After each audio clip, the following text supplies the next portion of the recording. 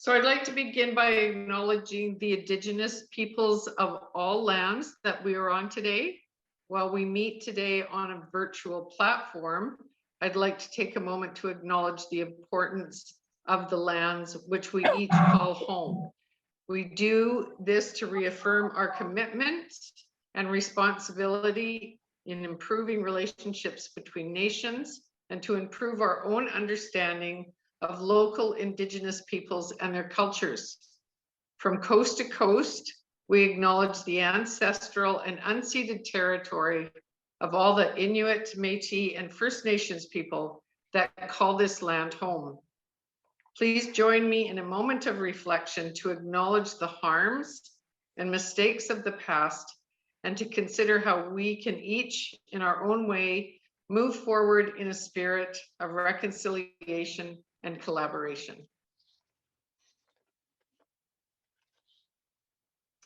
Thank you. So I would like, if you want to, for each of you to go in your chat bot at some time and recognize the territory you sit on if it's important to you.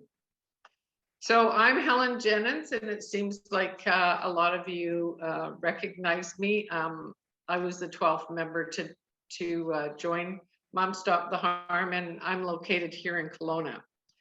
So just a few housekeeping things to discuss. Because of a conflict in schedules, Dr. Mate will only be with us for his one talk on understanding the roots of addiction. He would prefer that our question and answer period be interactive. So you are all muted, but during the Q&A, if you please raise your hand in the function, we will call on you and you can ask Dr. Mate the question directly to him.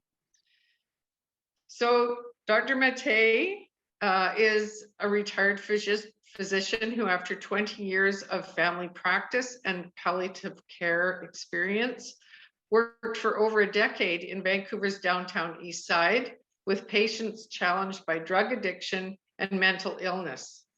The best-selling author of 4 books published in 25 languages, Gabor is an internationally renowned speaker, highly sought after for his expertise on addiction, trauma, childhood development, and the relationship of stress and illness. His book on addiction received the Hubert Evans Prize for Literary Nonfiction. For his groundbreaking medical work and writing, he has been awarded the Order of Canada, his country's highest civilian distinction, and the Civic Merit Award from his hometown, Vancouver. His books include In the Realm of Hungry Ghosts, Close Encounters with Addiction, When the Body Says No, The Cost of Hidden Stress, Scattered Minds, The Origin and Healing of Attention Deficit Disorder, and with Gordon Neufeld, Hold On to Your Kids, Why Parents Need to Matter More Than Peers. So it is my great privilege to introduce Dr. Gabor Mate. As member of Mom Stop the Harm, we are so grateful for his compassion and understanding for all that have suffered mental health and substance use disorder. Welcome, Dr. Mate. Thank you, Helen, and thank you everyone for having me. In terms of timing, I'm not going to be rigid about it, so we'll keep the conversation going as long as people want to do that this morning. Yesterday, I was rather tired and I'm in the middle of another conference, and I asked my manager to curtail this 1 to 2 hours, but let's just see how that goes, okay? I would prefer to be called by my first name, Gabor, so that talking to each other is equals. Let's see, where to begin? Well, let me just begin by Helen's comments about Indigenous peoples. So we live in Canada, and as many of you know, 30% of the people in jail in this country are Indigenous origin, Indigenous people make up 5% of the population, 30% of the jail population. When I worked in the downtown Eastside, 30% of my clients were Indigenous origin. They make up 5% of the Canadian population. And what that tells us a lot of things.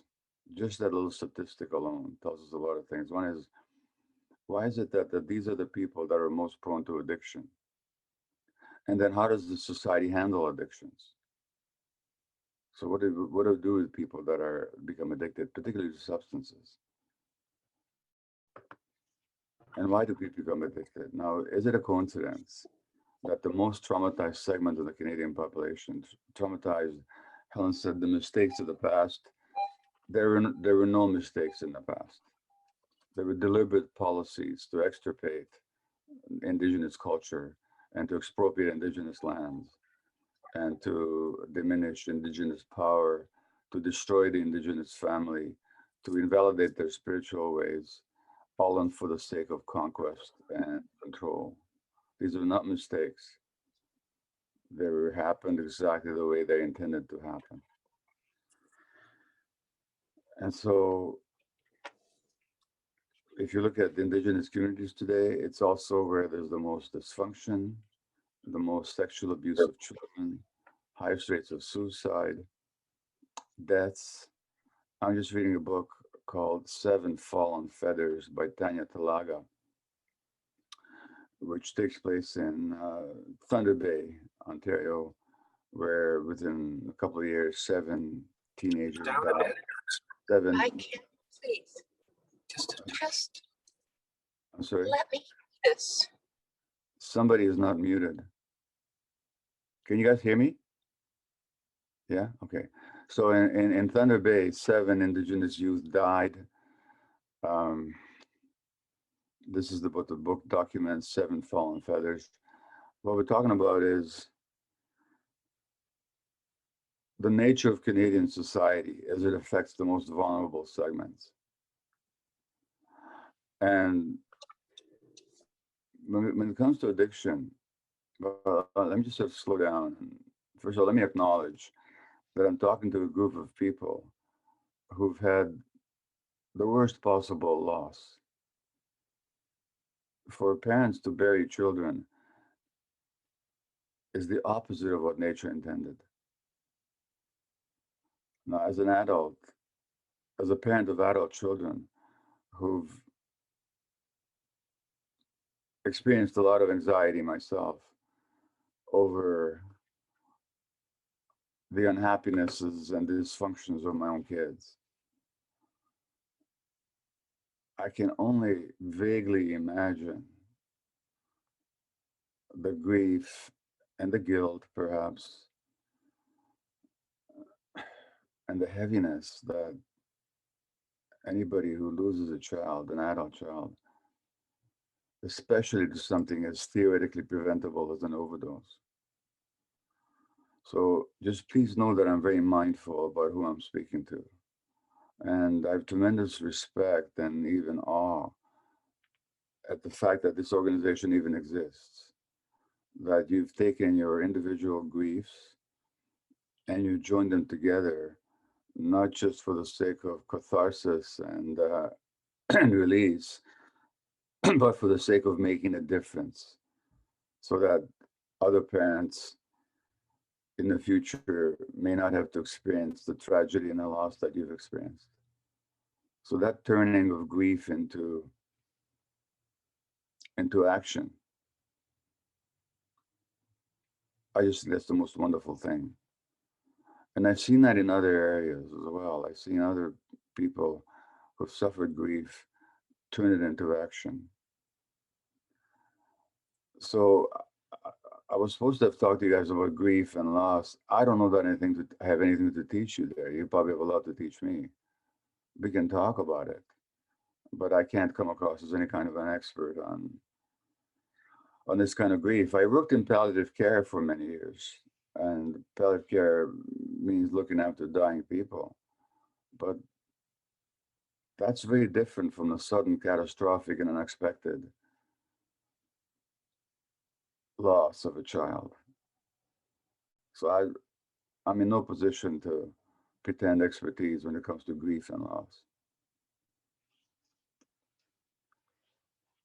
Having said that, one of the most gratifying and surprising aspects of having published this book of mine on addiction now 13 years ago now is, well, for example, I was in a San Francisco hotel once. I was there on a speaking engagement, and I just got out of the elevator, and from across the lobby, this man rushes over to me and says, "Can I give you a hug?" And I said, "Sure, why?" And he says, "My son died of an overdose, and I want to thank you for explaining to me what happened." Now, given, as many of you know, that my argument is that addiction is not an inherited disease. It's not a genetically determined disorder of the brain, but actually it's a result of pain, and pain that is sustained in the family of origin. It takes a lot on the part of a parent not to perceive themselves as being blamed and faulted for the tragedy that befell their children.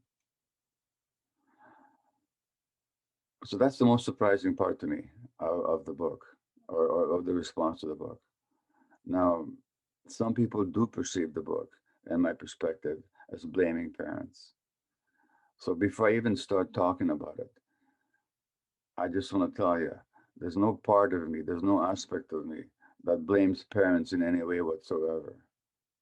In fact, what I take for granted is that all parents do their best. All parents do their best. I know I did my best as a parent. I also know that I passed on my trauma and my dysfunction onto my kids, not because I didn't love them, not because I didn't have the best intentions, not because I didn't do my very best, but because what is unconscious in us, what we're not aware of, we cannot help but transmitting to our kids. But you can't blame anybody for passing on what is unconscious. By definition, you're not aware of it. So in my books, whether it's on ADHD or stress and health, or this one on addiction, I always include my own story. And I include my own story not because my story is particularly interesting, well, every story is interesting, but because I'm well aware of how trauma and pain is transmitted through the generations, unwittingly and unconsciously. And that's why there's no blame there for anybody. So I need to say that, because the rest of what I have to say will, for some of you, maybe be very painful. And it might trigger anger or shame, or just anger towards me for even saying these things. What I invite you to do is to enter into conversation with me about it. Tell me how you feel about it. Tell me how you see it. Let's forget any idea of expert, talking to you. I'm a person with a certain perspective. That perspective is based on my understanding of my own life, my study of the scientific literature, my experience with patients over 3 decades of family practice, and 12 years in the downtown Eastside. So I'm pretty confident about what I have to tell you. But that doesn't make me right, necessarily. And you have every right to disagree and to tell me, and to tell me if you disagree. So, addiction. And by the way, my intention for this conversation is for me to speak for a little bit and then stop, invite questions and comments, and then to go on and so on. So that, let's make it interactive all the way throughout. I won't be speaking to you for long periods without giving you an opportunity to engage in questions or comments. So addiction, and in our society, there are two basic approaches to addiction. And by the way, I mean, part of my intention in speaking with you is to assist, is to enroll you to the extent that I need to as allies in an attempt to spread some sanity about addiction in this society, because I think our approach is insane. So the social view of addiction, the view of addiction that this society holds is that addiction is the choice that people make. The whole legal system is based on the idea of choice. You see, if people were using substances, but it wasn't a choice, a free choice, then what are we doing punishing them for it? Why are we jailing them? Now, there's a movement in Canada now not to jail people anymore for possession of drugs. I mean, the Vancouver City Council has asked for that.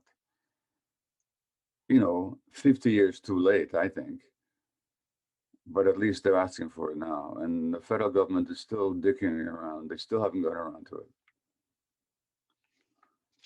So the whole idea of the legal system is that people are making choices. And if you make a bad choice, well, then you should be punished for it.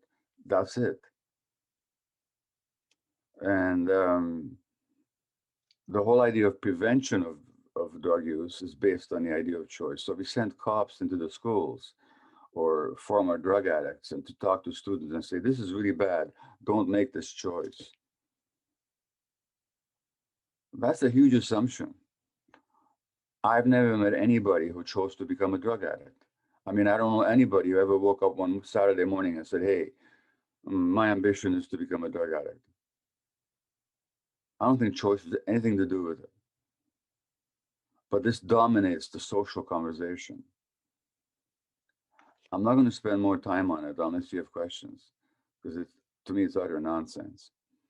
Now, in the treatment industry, including in the medical world, the dominant idea is no longer that of choice, although if you watch what happens in the emergency wards, even psychiatric units, and many doctors' offices, people are treated as if they were making some kind of a choice. They're treated with blaming and shaming and so on.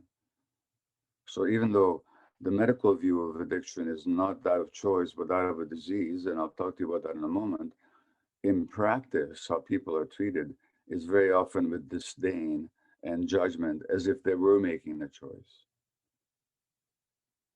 So if somebody comes in with a flare-up of rheumatoid arthritis and the joints are inflamed and in pain and immobilized, nobody's going to blame them. But if somebody comes in with a relapse of addiction, very often they're blamed, as if they had chosen that relapse and flare-up. So while we pay lip service to the idea of a disease, we don't exactly practice it.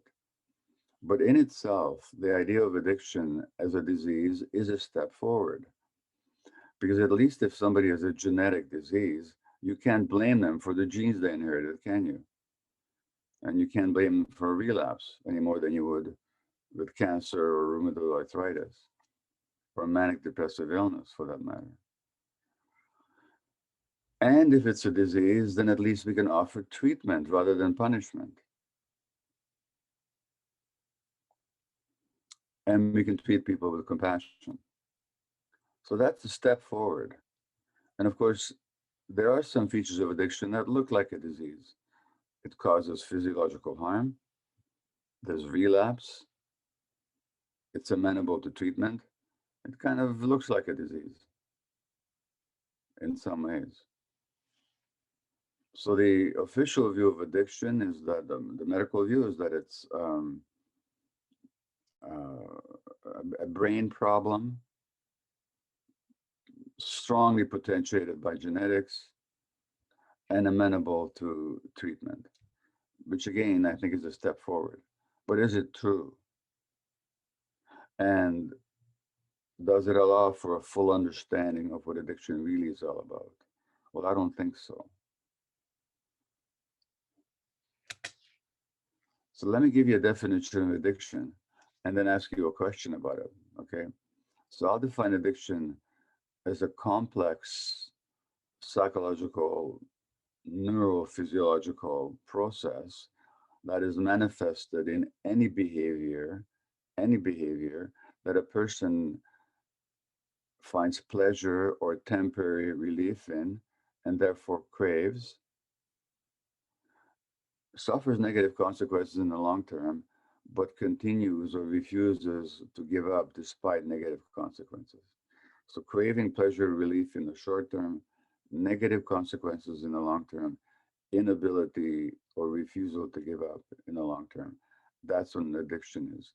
Now you'll notice something about what I said. It says nothing about drugs or substances.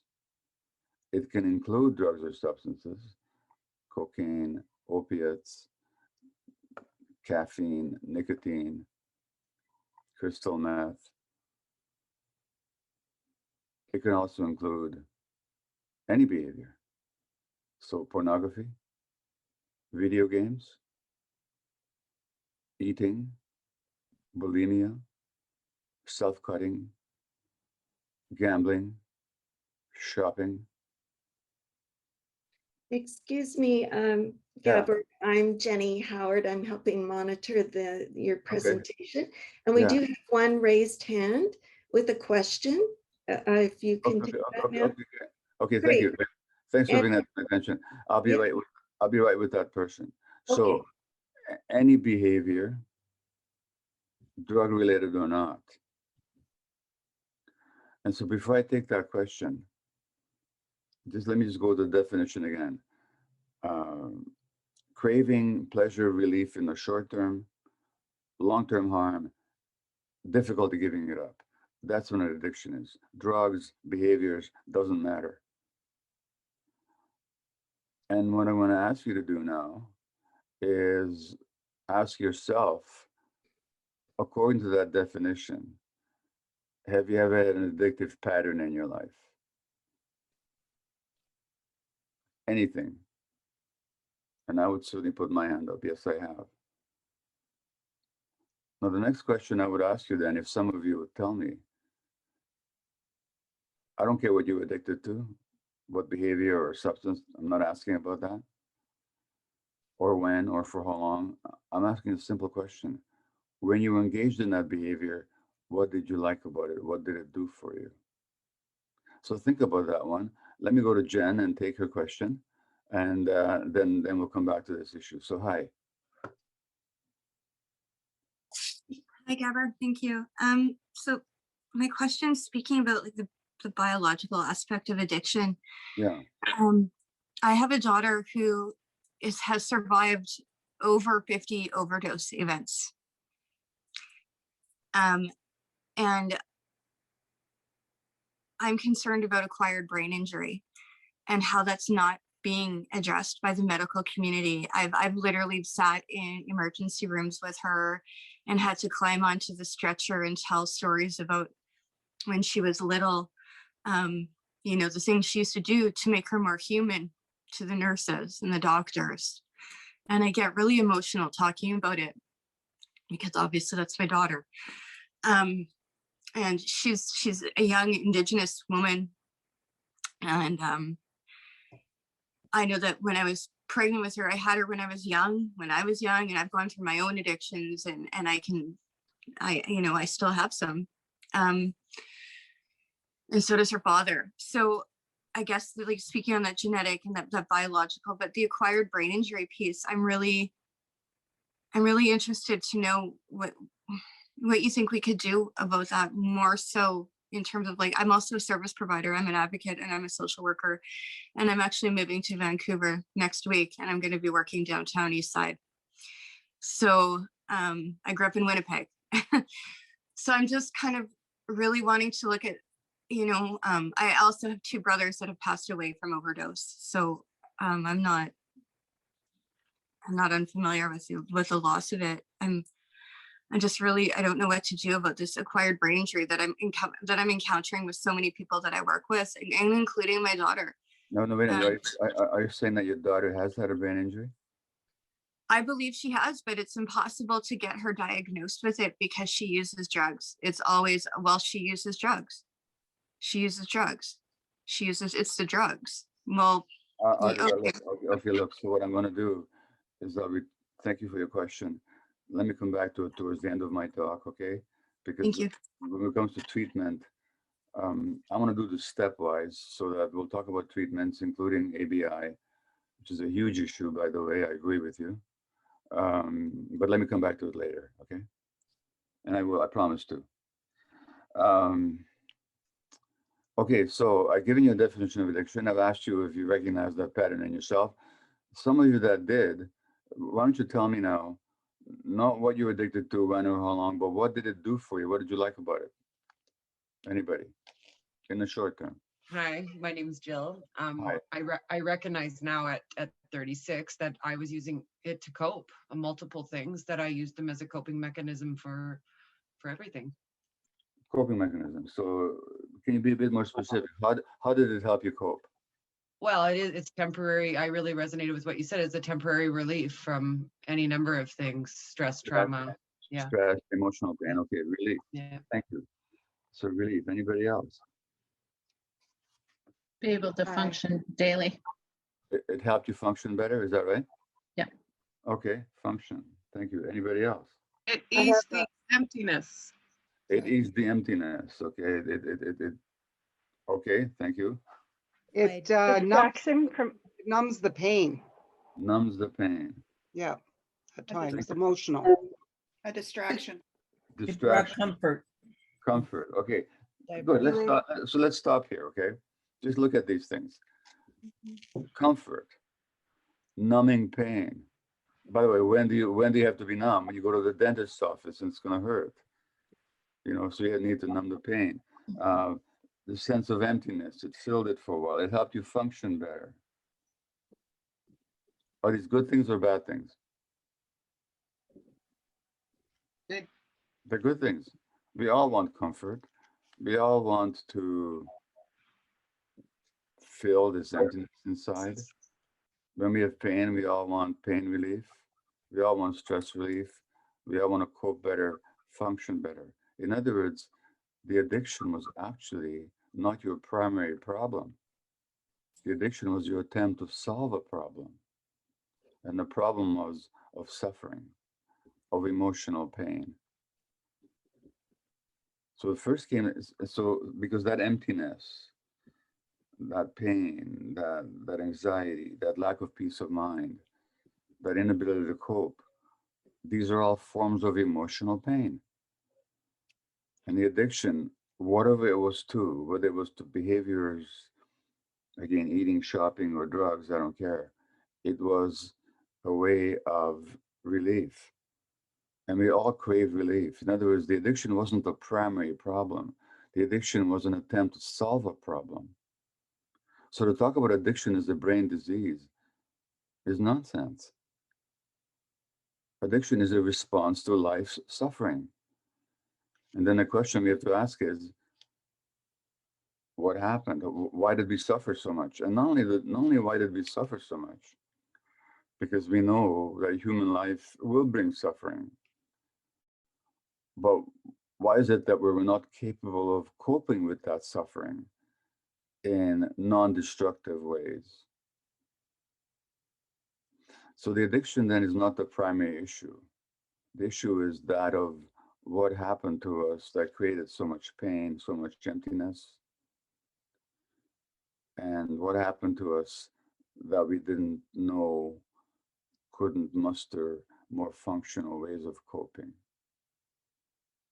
So the addiction is a secondary problem that creates more problems, but it's not the primary problem. Now, it's perfectly true that if you do brain scans on drug addicts specifically, the longer they use drugs, the more negative changes you see in the brain. But that doesn't explain why they started using the drugs in the first place. Furthermore, you see the same changes in people who engage in internet gaming. When you use a certain part of the brain, there are changes. So that to say that the brain caused the problem in the first place, no, it didn't. The brain itself is a product of life. And I'll say more about that later. Was there a question? Ben, are you going to say something? You just need to unmute yourself. There we go. Sorry. You spoke of addiction. I'm in total agreement with what you say. The one thing that came to mind when you were saying it was when we all talked about, you know, the good things that using does, or whatever behaviors, the needs that get met. You mentioned the addiction, and I'm thinking, well, not all use leads to addiction, right? I don't know if I'm correct in that, but yeah, you're correct. You mean not all drug use leads to addiction? Yeah, and Yeah. if I do something to cope with a pain, but I don't evolve to the point where it masters my life, Yeah. then it's not addiction, right? That's right. Addiction is the way I defined it. Chronic use, negative consequence, inability to give it up. Now, the whole idea that drugs cause addiction is nonsense, because most people who try most drugs, even repeatedly, never become addicted. And let me ask you this question. It's a trick question, let me warn you. Is food addictive, yes or no? Yes, Can I've be. been a food Can be. No, well, yeah, but Yes. is it addictive, yes or no? If you say yes, then everybody who ever ate anything would become addicted. If food by itself was addictive, we should all be food addicts. Is shopping addictive, yes or no? Can be. Well, the can be is not the right answer. You have to say yes or no. Yes. Well, no, it isn't, because if it was addictive, everybody who ever shopped would become addicted to shopping. You know what the answer is to is food addictive, yes or no? Are drugs addictive, yes or no? You know what the answer is? The answer is yes or no. That's what the answer is, depending on the individual. And we have to ask ourselves is, well, what makes somebody susceptible? It's not the drugs, it's not the behavior in themselves that are addictive. Most, even crystal meth, which is said to be the most addictive drug, 90% of people who do it repeatedly don't become addicted to it. That's just a fact in Canada. So what we have to ask is, well, what creates the vulnerability? Okay. So that's what I'm going to talk about next. But what I want to nail here first is, just to repeat it, addiction is not our primary problem. It's not a primary disease. What it is, it's a response to suffering. And I don't care what the addiction is to, whether it's drugs or behaviors. And what I'm going to say to you is that the emotional reasons for addictions are the same across the whole range of addictive behaviors, and the biology is the same. So the same brain circuits are involved in gambling addiction as in cocaine addiction. And the same brain circuits are involved in shopping addiction as in sex addiction. So that there's a universal addiction process which can take different forms from person to person. In one person, it might show up as a drug addiction. In another person, it might show up as a behavioral addiction. But it's the same process, the same brain chemicals, and the same brain circuits. Okay, so that rather than talking about addiction to this or addiction to that, as if there were different entities, like the DSM does, you know, the Diagnostic Statistical Manual of Psychiatry, you know, there's this addiction, there's that disorder, nonsense. There's one universal addiction process with different manifestations. And the most devastating manifestation is drug addiction. When I say most devastating, I mean in the sense of it can cause the greatest physiological harm and even death of the individual. But that doesn't make it unique or different from all the other addictions. Gabor, Yes, please. I have a question. I'm sorry, I don't know how to put up my hand in the chat box. Well, you just did, so go ahead. Oh, okay. Well, I didn't see the hand. No, there's no hand, but I can hear you. That's all. Okay.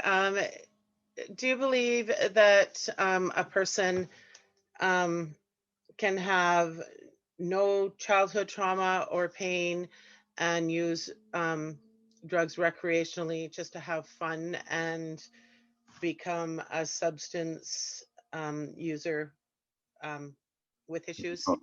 No, I don't believe that. Okay. I mean, I don't. You may not agree, but I personally don't believe that. Okay. First of all, You don't think just fun partying can get out of control and a person can become addicted? well, fun partying can get out of control, and the person can be addicted. But if they do, there's always an underlying reason. Okay. Yeah. Thank you. Look, it's like this. If you look at something like post-traumatic stress disorder, PTSD, 100 soldiers go into battle, and they go through the same tragedy. 20 develop PTSD. When you look at the 20 develop PTSD, according to the studies, they're the ones already traumatized in childhood. And then the adult experience triggers that vulnerability, but it doesn't cause it. Okay. Can it be possible that a trauma, if somebody is partying and it, becomes an addiction, say when they're in their 20s, could it be a later trauma that happened in their childhood? Or I'm sorry, in their later life and not in childhood that could trigger that addiction?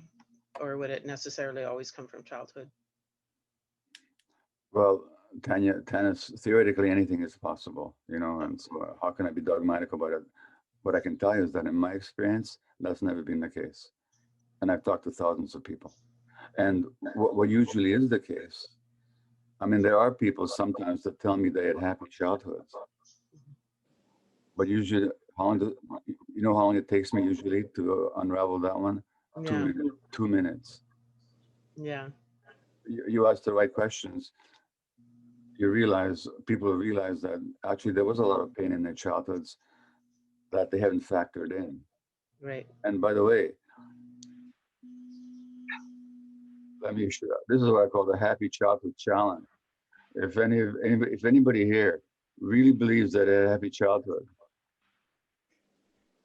and they want to give me 3 minutes of their time and find out just how miserable it really was, I'm happy to accommodate you. And because here's the thing with kids.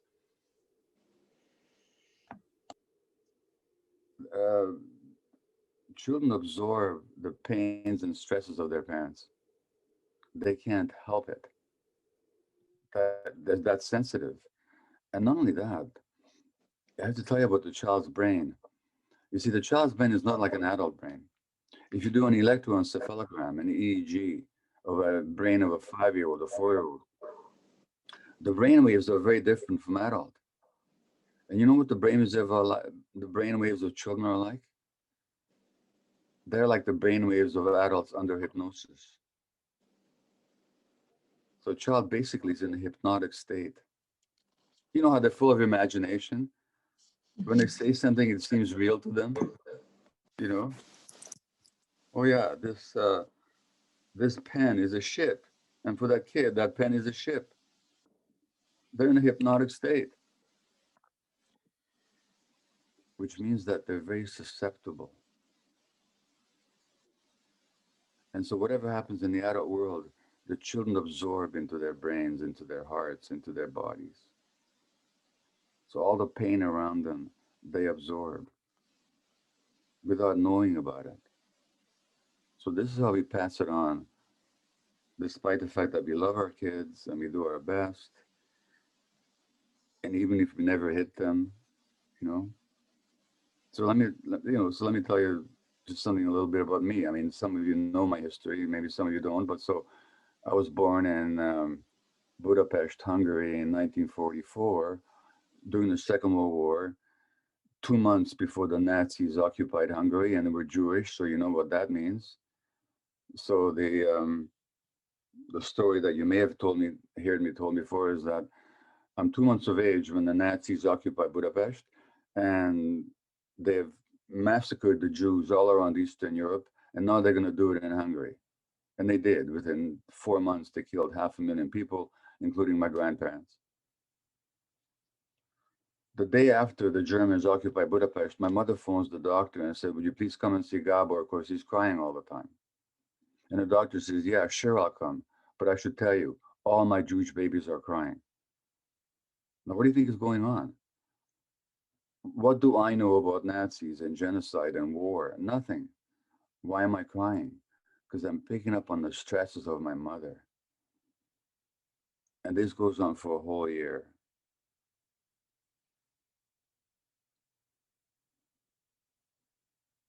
So the message I get from the world is very much that the world doesn't want me. Because you see, if my mother wants me, why isn't she happy?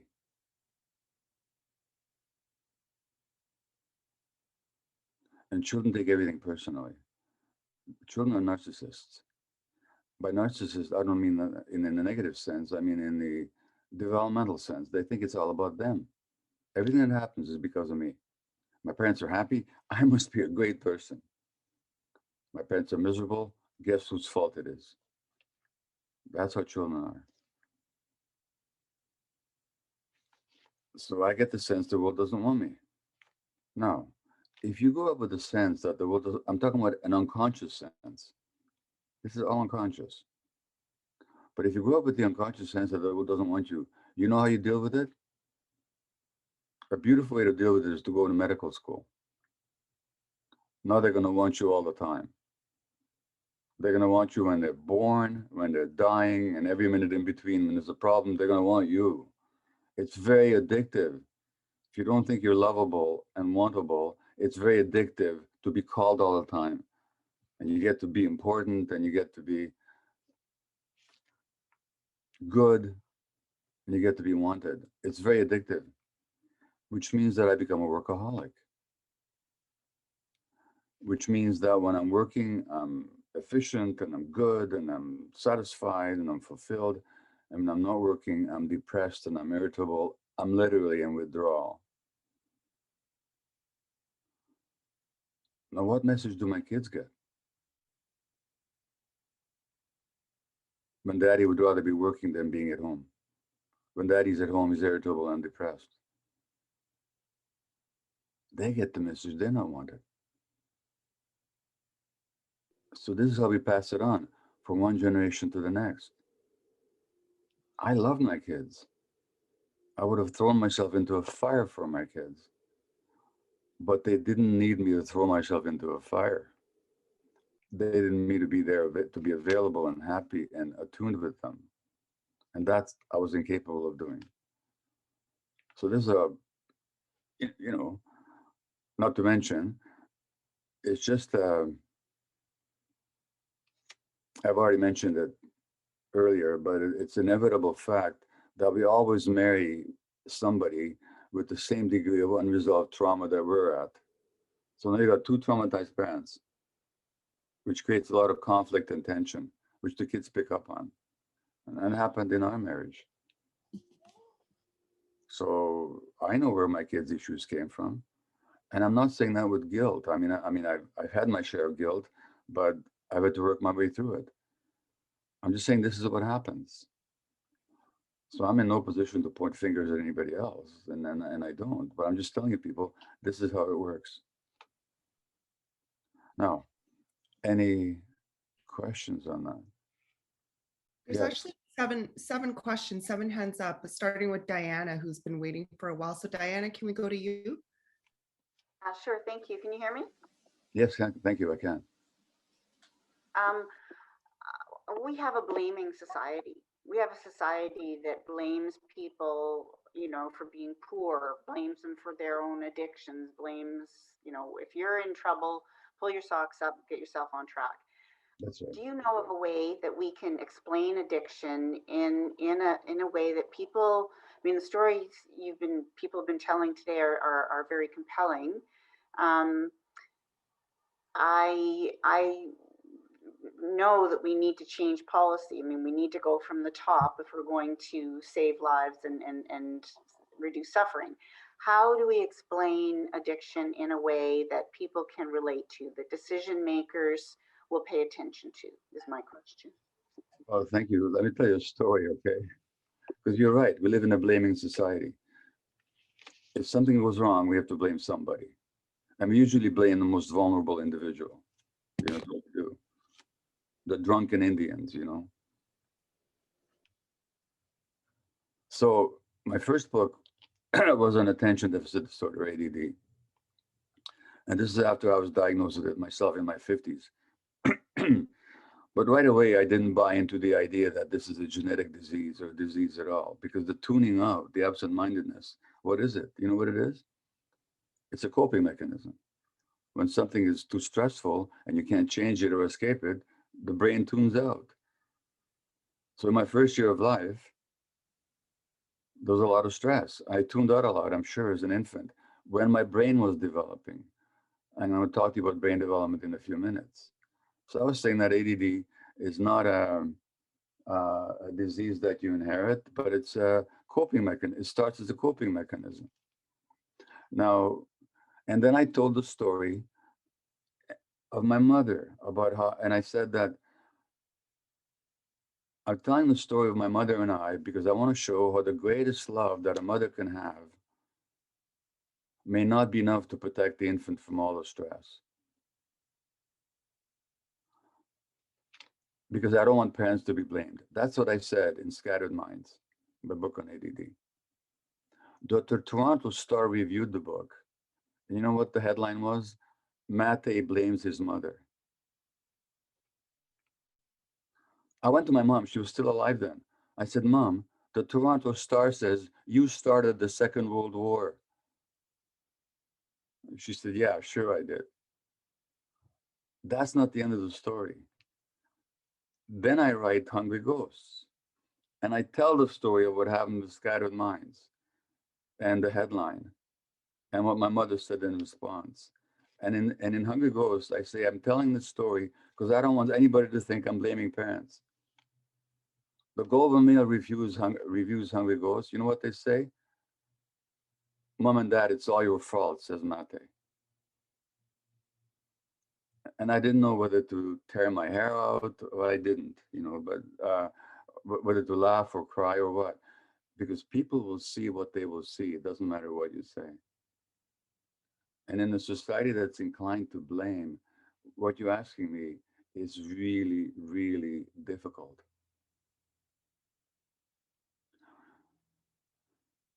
So when you're asking me, how do we talk about it in a way that takes away the blame, how we talk about it is that we say that it's not the fault of any individual.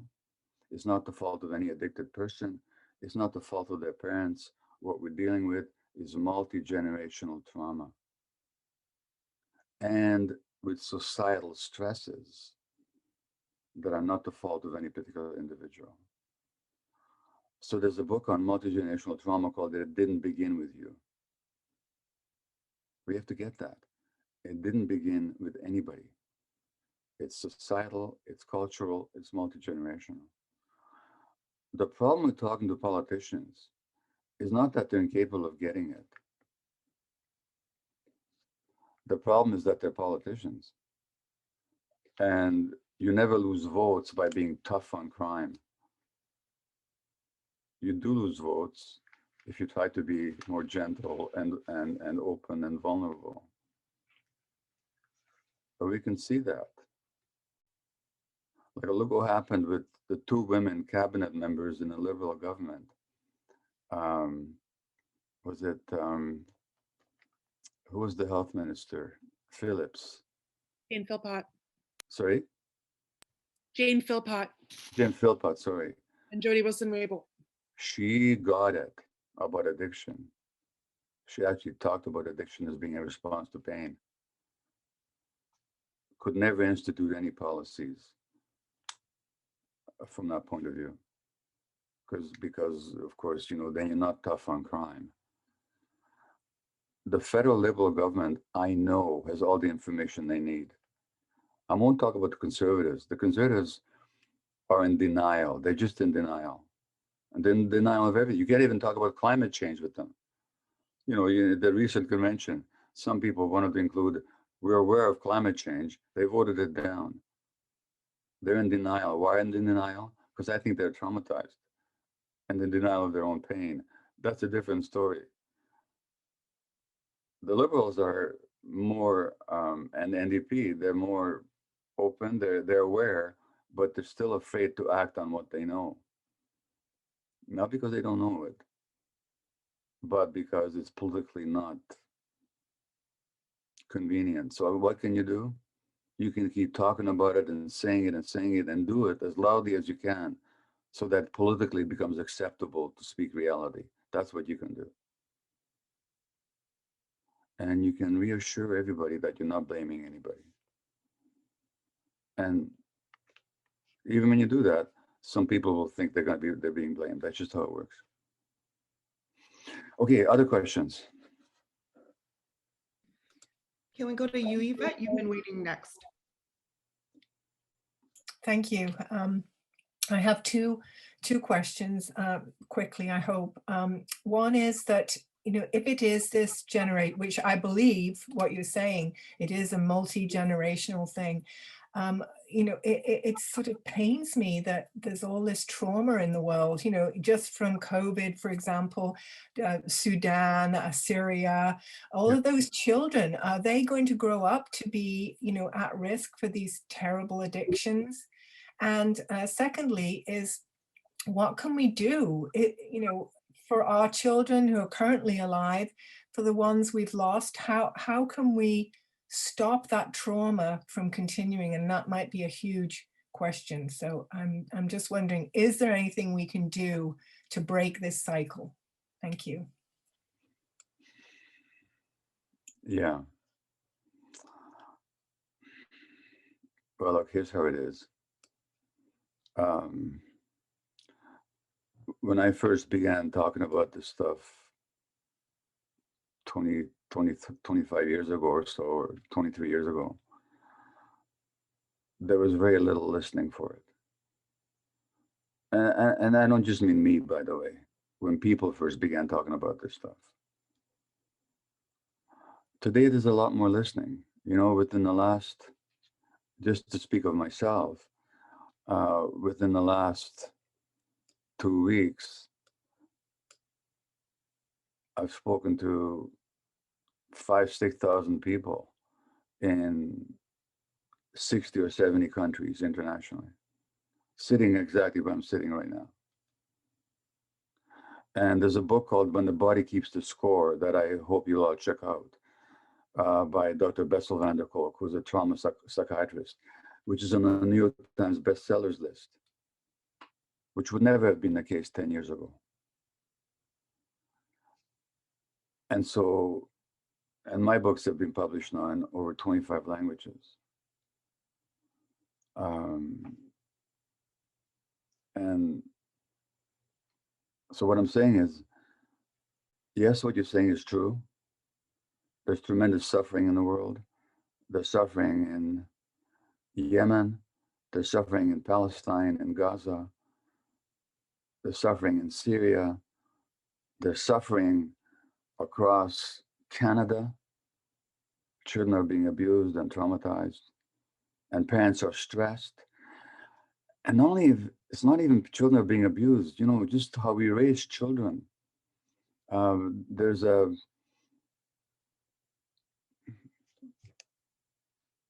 I'm just trying to formulate this.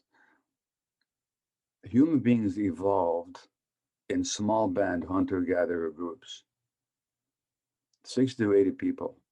You know how kids were parented? By the whole tribe. It wasn't a single mom trying to raise a child in an isolated bungalow, or a single dad, or even a single nuclear family. It was tribal. Kids were brought up by the whole group. Kids were carried everywhere by their parents. When kids cried, they were picked up right away. Kids had multiple playmates of multiple ages, out there in nature, free play. This is how human beings are meant to be raised. This is how we evolved. Forget family trauma, forget family dysfunction. Just look at how kids are raised.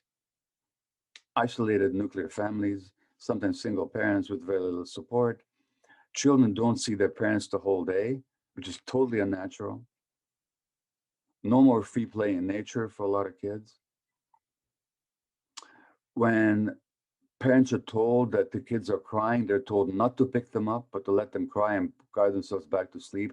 We just try and tell that to a mother cat, to ignore their baby's crying.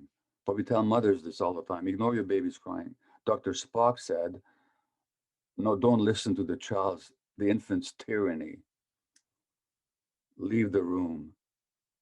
Let them cry, he said. Well, what are we doing to kids' brains? We're actually interfering with their healthy brain development. This is even without abuse. So what I'm saying is that we live in a totally unnatural culture, and we're not giving kids what they need. And then we wonder, how come so many kids are diagnosed with ADHD and oppositional defiant disorder and all this nonsense? So that it's a huge cultural problem. So what can we do? We can advocate for healthy parenting. We can advocate for understanding. You people particularly are in a very tragically created, but very powerful position. When you can talk about trauma, owning your own, and how you unwittingly and against your best intentions may have passed that on to your children, people will listen because you've had the grief to earn you the right to speak. And so when you say, what can you do?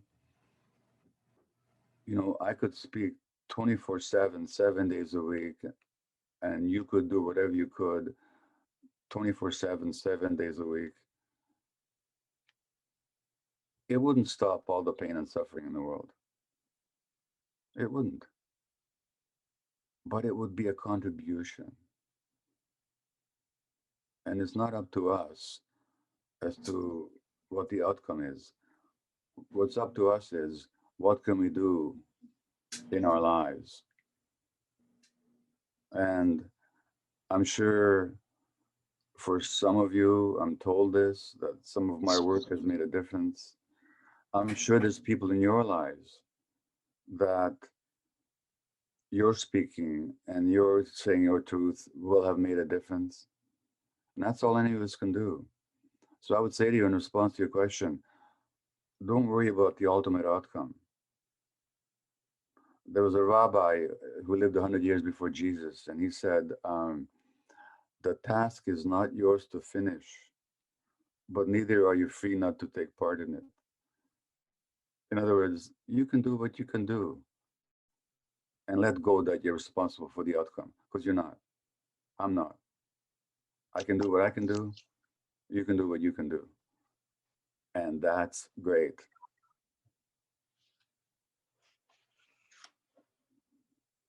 Any other comments or questions?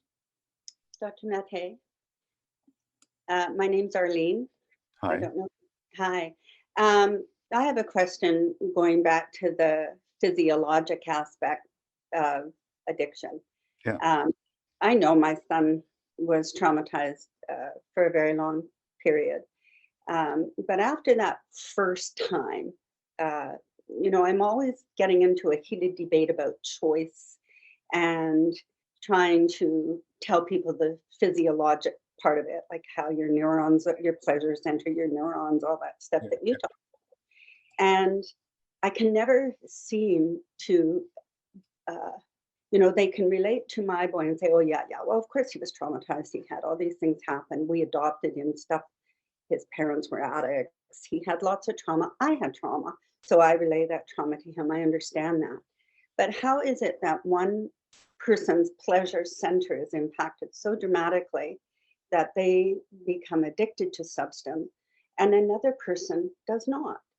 I can never clearly explain that.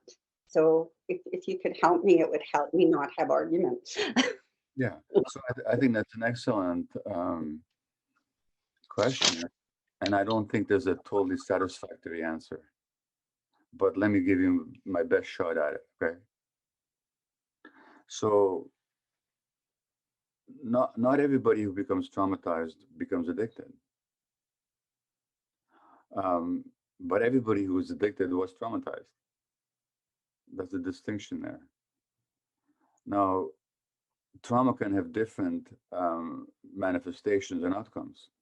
Addiction is only one of them. So if you look at the very famous adverse childhood experiences studies, the ACE studies, and some of you have probably heard about them. And by the way, these studies were done in California on about 17,000 adults, mostly Caucasians, about half of them university educated. And they looked at childhood adversity. An adverse childhood experience was defined as physical, emotional, or sexual abuse, neglect, a parent dying, a parent being jailed, a parent being addicted, a parent being mentally ill, violence in the family, or a divorce. And for each of these adverse childhood experiences, the risk of addiction goes up exponentially. So by the time a male child has 6 of them, his risk of becoming an injection-using drug addict is 4,600% greater than that of a child with no such experiences. But addiction is not the only thing that goes up. The risk of everything goes up. The risk of ADHD goes up. The risk of mental illness goes up, of psychosis, of sexually transmitted disease, of autoimmune disease, of cancer. So the first thing you have to realize is that trauma has different manifestations. Addiction isn't only one. And why is that? And why exactly one person goes one route and one person goes another route? I can't exactly tell you. All I can tell you is there's these different manifestations of trauma. And if somebody's traumatized, they're likely going to have one of them. That's the first thing. The second thing is, people sometimes ask, well, why do people growing up in the same families and one of them gets addicted, the other one doesn't? Well, what I'm going to tell you is no 2 children grow up in the same family. No 2 children have the same parents because they're in different birth order. The parents, I've been a parent. It's not that I loved one of my children more than another, but I know that each child evoked a different part of me. So they experienced a different parent to one degree or another. Children come along at different stages of the parents' marriage and different lives. So the parents are not the same people exactly. So no 2 children have the same parents. Number 3, genetics. Now,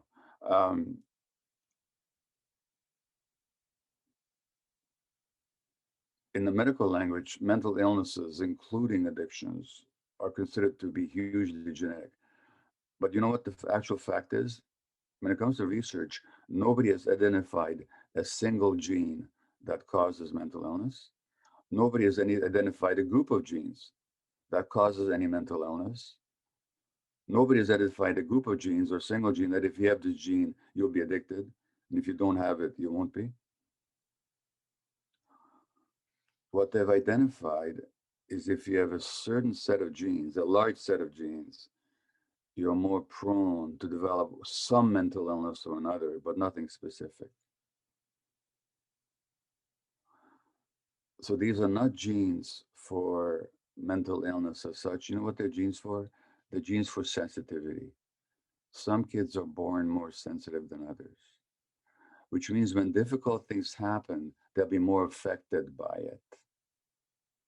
So 2 children can have the same external experience, but if one of them is more sensitive, they'll hurt more. Those same sensitivity genes, it's been shown, under the right circumstances, will make you more creative and more joyful. By the way, that's why a lot of people who are addicted are so creative. Because the same genes that code for more pain also make you more creative. Now, take this issue of sensitivity. tap yourself on the shoulder like this, you're not going to have any pain. But imagine the same shoulder, bare of clothing, and there's a burn there so that the nerve endings are close to the surface. So you're thin-skinned, literally. And now you touch yourself. Oh. Now the external event was the same, wasn't it? But the degree of pain that you have is ever so much greater because of your heightened sensitivity. And some kids are born like that. And it's these very sensitive kids, when the same stuff happens, they're hurt a lot more. Now,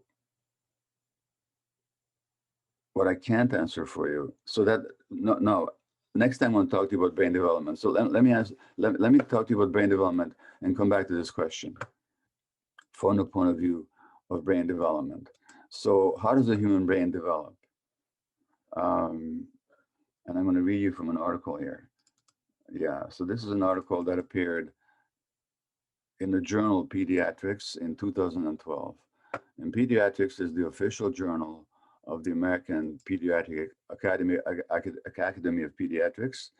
And the article is from the Harvard Center on the Developing Child. And the article is on child survival and early childhood development. And this is a major medical journal from a major academic institution, published in 2012. And all they're doing here is they're summarizing the research of the last several decades, of the last 40, 50 years. So here's what they say. This is in their abstract. Growing scientific evidence demonstrates that social and physical environments that threaten human development because of scarcity, stress, or instability can lead to short-term physiological and psychological adjustments that are necessary for immediate survival and adaptation, but which may come at a significant cost to long-term outcomes in learning, behavior, health, and longevity. So the first thing they're saying is that the way children adapt to stress or trauma helps them survive that early environment, but those same adaptations cause problems later on. And so like the tuning out that I mentioned, sure, it was adaptive for me to tune out under the stress of my first year of life. But later on, when the tuning gets wired into my brain, it's not adaptive anymore. It causes a problem. You know, I always wanted to be a doctor, but I didn't go to medical school right away because I couldn't concentrate. So I became a high school teacher for 3 years. And then I decided that was too stressful and I went back to medical school. But what I'm talking about is that early adaptation becomes a problem later on.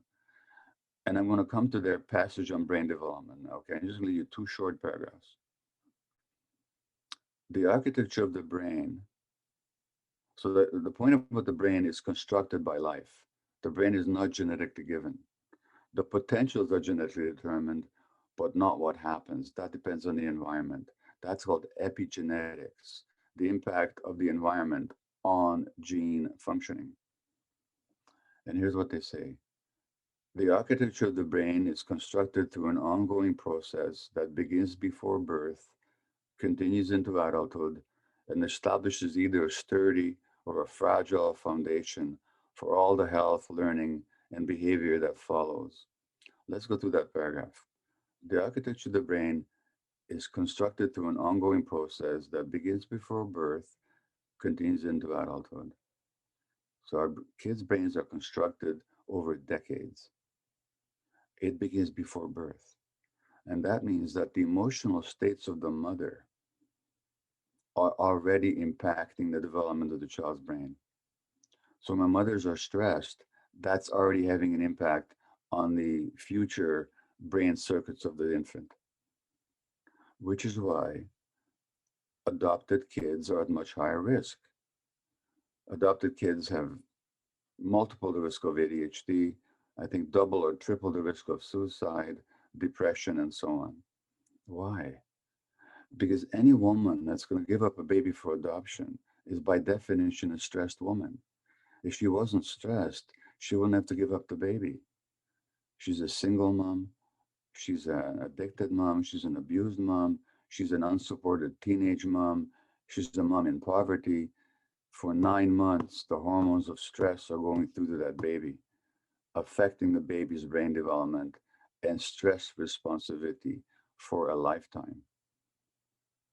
And then at birth, what happens is, what nature wants is that for that mother and that infant to bond right away, which is exactly what doesn't happen in adoption.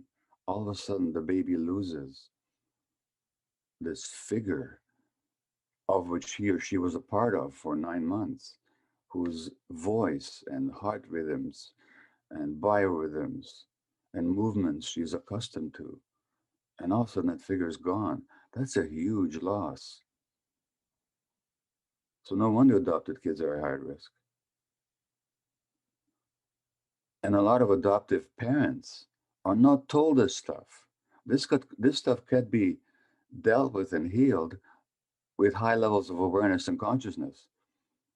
But how many parents who are going to adopt kids in the old days were told about this stuff so they could compensate for it? So the architecture of the brain is constructed through an ongoing process that begins before birth, continues into adulthood, and establishes either a sturdy or a fragile foundation for all, not some, for all the health, learning, and behavior that follow. And in the second paragraph, the interactions of genes and experiences literally shapes the circuitry of the developing brain. In other words, how the environment acts on the genes determines the brain circuits. And I'll talk to you in a little while about the brain circuits involved in addiction. But the endorphin circuits, the opioid circuits, the reward circuits, the incentive circuits, the dopamine circuits, the stress circuits, the impulse regulation circuits, these all need the right environmental input for their healthy development. And what is the healthy environment?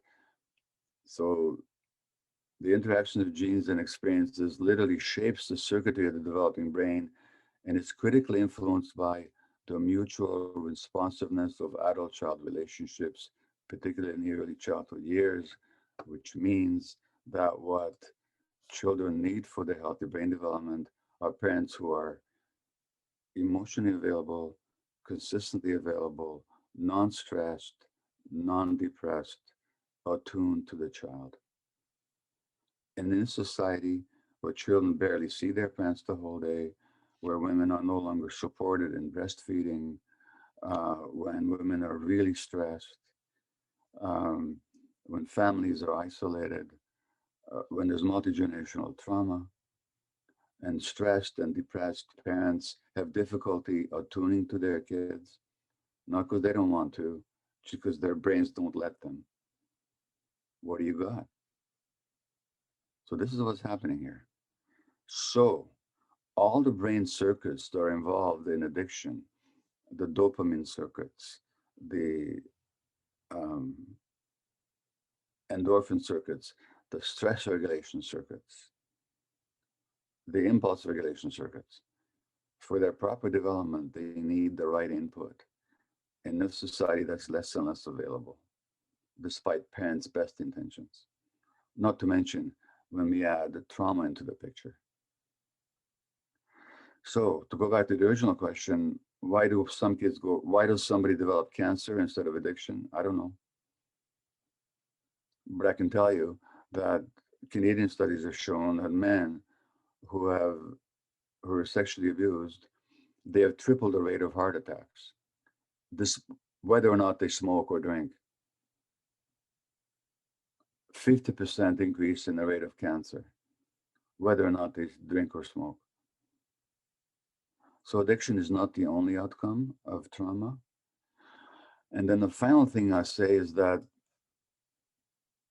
some children have the good fortune, even if bad things happen to them, to have one person in their life who would somehow not protect them necessarily, but could at least hear them, validate them, support them. And that can make all the difference in the world as well. So it's a combination of environment, genetic sensitivity, whatever else. I don't have a satisfactory answer as to why kids go one way or why kids go the other way. What I can tell you is the template for it all is circumstances in early childhood that undermine or don't support healthy brain development. And there's one more thing that I'll say, and then I'll take more questions. The adverse childhood experiences studies, by the way, whether you know it or not, you know where they began? They began at an obesity clinic. Dr. Vincent Felitti, who's an internal medicine specialist in San Diego, was working at an obesity clinic where they could help people lose weight by rigorous dietary control. You know what they couldn't do? They couldn't help people keep the weight off. And then Felitti did something unusual for a medical doctor. He actually listened to his patients. And they said, don't you know, we're stuffing our pain down. And they'd all been traumatized. And so then they did these studies. But one thing that the ACE studies, the adverse childhood experience studies, did not study, they studied it on things that happened that shouldn't have, the abuse, the neglect, and so on. What they didn't study was what should have happened but didn't. So in childhood, two things can go wrong. When things happen that shouldn't, and that's the adverse childhood experiences, but also the things that should happen but don't. Parents being emotionally attuned with their kids, which I wasn't. But that should have happened, but it didn't. But you see, that's the kind of thing that's difficult to study because people don't remember what didn't happen. People think that the way they were parented is just the way it's supposed to be. And that's why, like I did with Diane, I asked her, when you felt this unhappy, who did you speak to? Nobody. And that's what should have happened, but didn't. Okay, I'll stop here. Lots of Hi there. I'll be really quick because I know everybody's got their hand up. I just wanted to take this opportunity to say your book truly changed my life in the realm of Hungry Ghosts. My only regret is that I read it while my brother was still alive. I don't think it would have changed the outcome for him, but I truly, in my hearts of hearts, know it would have changed my relationship with him and my understanding of substance use. So thank you. And thank you to Mom Stop the Harm and Gabor Mate. This is like, wow, I can't believe I'm listening to you with Mom Stop the Harm. So honored to be here. Just needed to share that. And thank you for the opportunity to do so. I'll let the next person say what they want to say. Thank you. Well, thank you very much. Thank you so much, Cheryl. And now we have a question from Julie. First of all, Cheryl, yeah, I echo your words. Gabor, your book in Realm of Hungry Ghosts was and your other and the work that you do was a starting point for our family before we lost our son to gain understanding of where he was at. Your words around the child's brain being in the hypnotic state really resonate because as a result of our son's passing, I went on to become a hypnotherapist because I want to be part of the upstream solutions. And I really recognized in our son those things from his childhood. My stepson, he lost his mom when he was 12 and he never got over it. And what's really interesting is our son and our daughter both had the exact same traumatic experience. And yet she went on to become a psychologist. And he went to his substance use to deal with it. And so, when we say what makes one person go one way and one the other, and it is, I think, what you're talking about, Gabor, some are just born with that sensitive heart. Our son was definitely that. He was a sensitive one. Our daughter was the raging one. She was mad. And so everyone their attention was on her, and he kind of slipped through the cracks. Well, so let's stop for a moment, Julie. That's a huge distinction because the daughter, she didn't suppress herself. No. She expressed it, and that can be uncomfortable to witness, but it's also But look, what's the opposition? What's the opposite of to express? You know what the opposite is? Suppress. To depress. Yeah. To push it down. You know, when you push it down, it doesn't go away. In fact, it just gets stronger and stronger. And then you have to soothe yourself. And I don't think there's any I don't think it's by accident that the addiction, especially speaking to the opioid crisis, affects so much more of our young men than our young women. Not that it doesn't affect our young women and older women, and but we don't give our men an outlet to emote. We don't socialize them to be able to do that from a very young age, you know, from little kids, you know, don't cry, you're a big boy, you know, be strong, all those things that we unknowingly are instilling in our young boys, and we are fully well-meaning when we do it. I have 2 other sons, and, you know, I don't know if I ever said don't cry, but, you know, we want them to be 2 things. We want them to be strong and that rock, and yet we yell at our men when they don't show their emotional side. And what a very confusing place to be. Absolutely. Thank you. What I will add to it, though, it plays out on women as well, but in different ways. So if you look at autoimmune disease, 80% of people with autoimmune disease are women. And that's because women are taught to take emotional responsibility for everybody rather than look after themselves. So that's the source of a lot of autoimmune disease. You know, in the 1930s in Canada, the gender ratio of multiple sclerosis was 1 to 1. You know what it is now? 3.5 women to every man. And that's because I think the way that this society, so this society is not kind to either gender. No. In different ways. Yeah, we have a saying in the work that I do. I'm an RTT therapist, and we say, you know, what emotion can't find its expression in tears may cause other organs to weep. Exactly. Yeah. Thank you. Thank you. Oh, sorry, Gabor. Would you like to still have No, questions? just take all the questions that we can right now. Wonderful. Thank you. If we could have Janet Hume next, and then Bernadette after Janet. Thank you. Hello, Gabor. Hi. I'm going to start by thanking you because I've read all your books and I've watched a lot of your videos, and I believe we even attended an event. I didn't know you were there at the time with a guru. And I feel like there's been this cross, mainly because I've pursued it, because I do have a son that's in active addiction and at dangerously high doses. And there's so many points that you've touched on that I always thought if I got a chance to talk to you, I'd ask this, I'd ask that. Now I'm overwhelmed because I have too much to ask. So I'm just going to say or ask you about one of the things for all your amazing work in Vancouver. One of the things I did read about was your work with ayahuasca. And I've read both. I'm a total believer in the psilocybin, in the hallucinogenics. And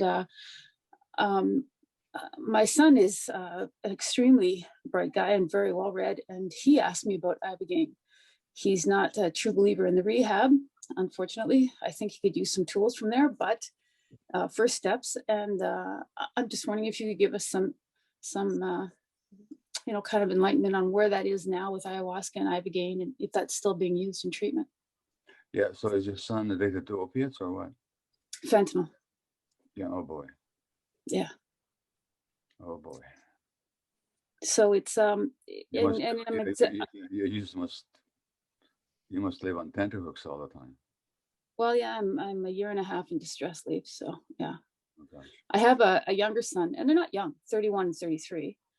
Both very capable, both very bright. So my focus with both of them is to, like, the 3 of us were very tight unit because my ex was very abusive.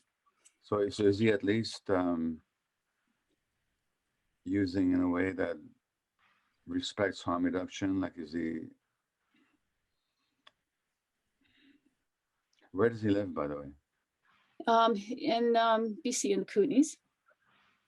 Are there any clinics there where they could prescribe him heroin? No, not heroin. They're still doing the methadone, Suboxone road. And he Is did it methadone. He actually weaned himself off of methadone because he disliked it so Right. much. But Well, in Vancouver, there are clinics where people prescribe heroin now, which is at least okay, in safe doses, so that at least there's no overdose, you know.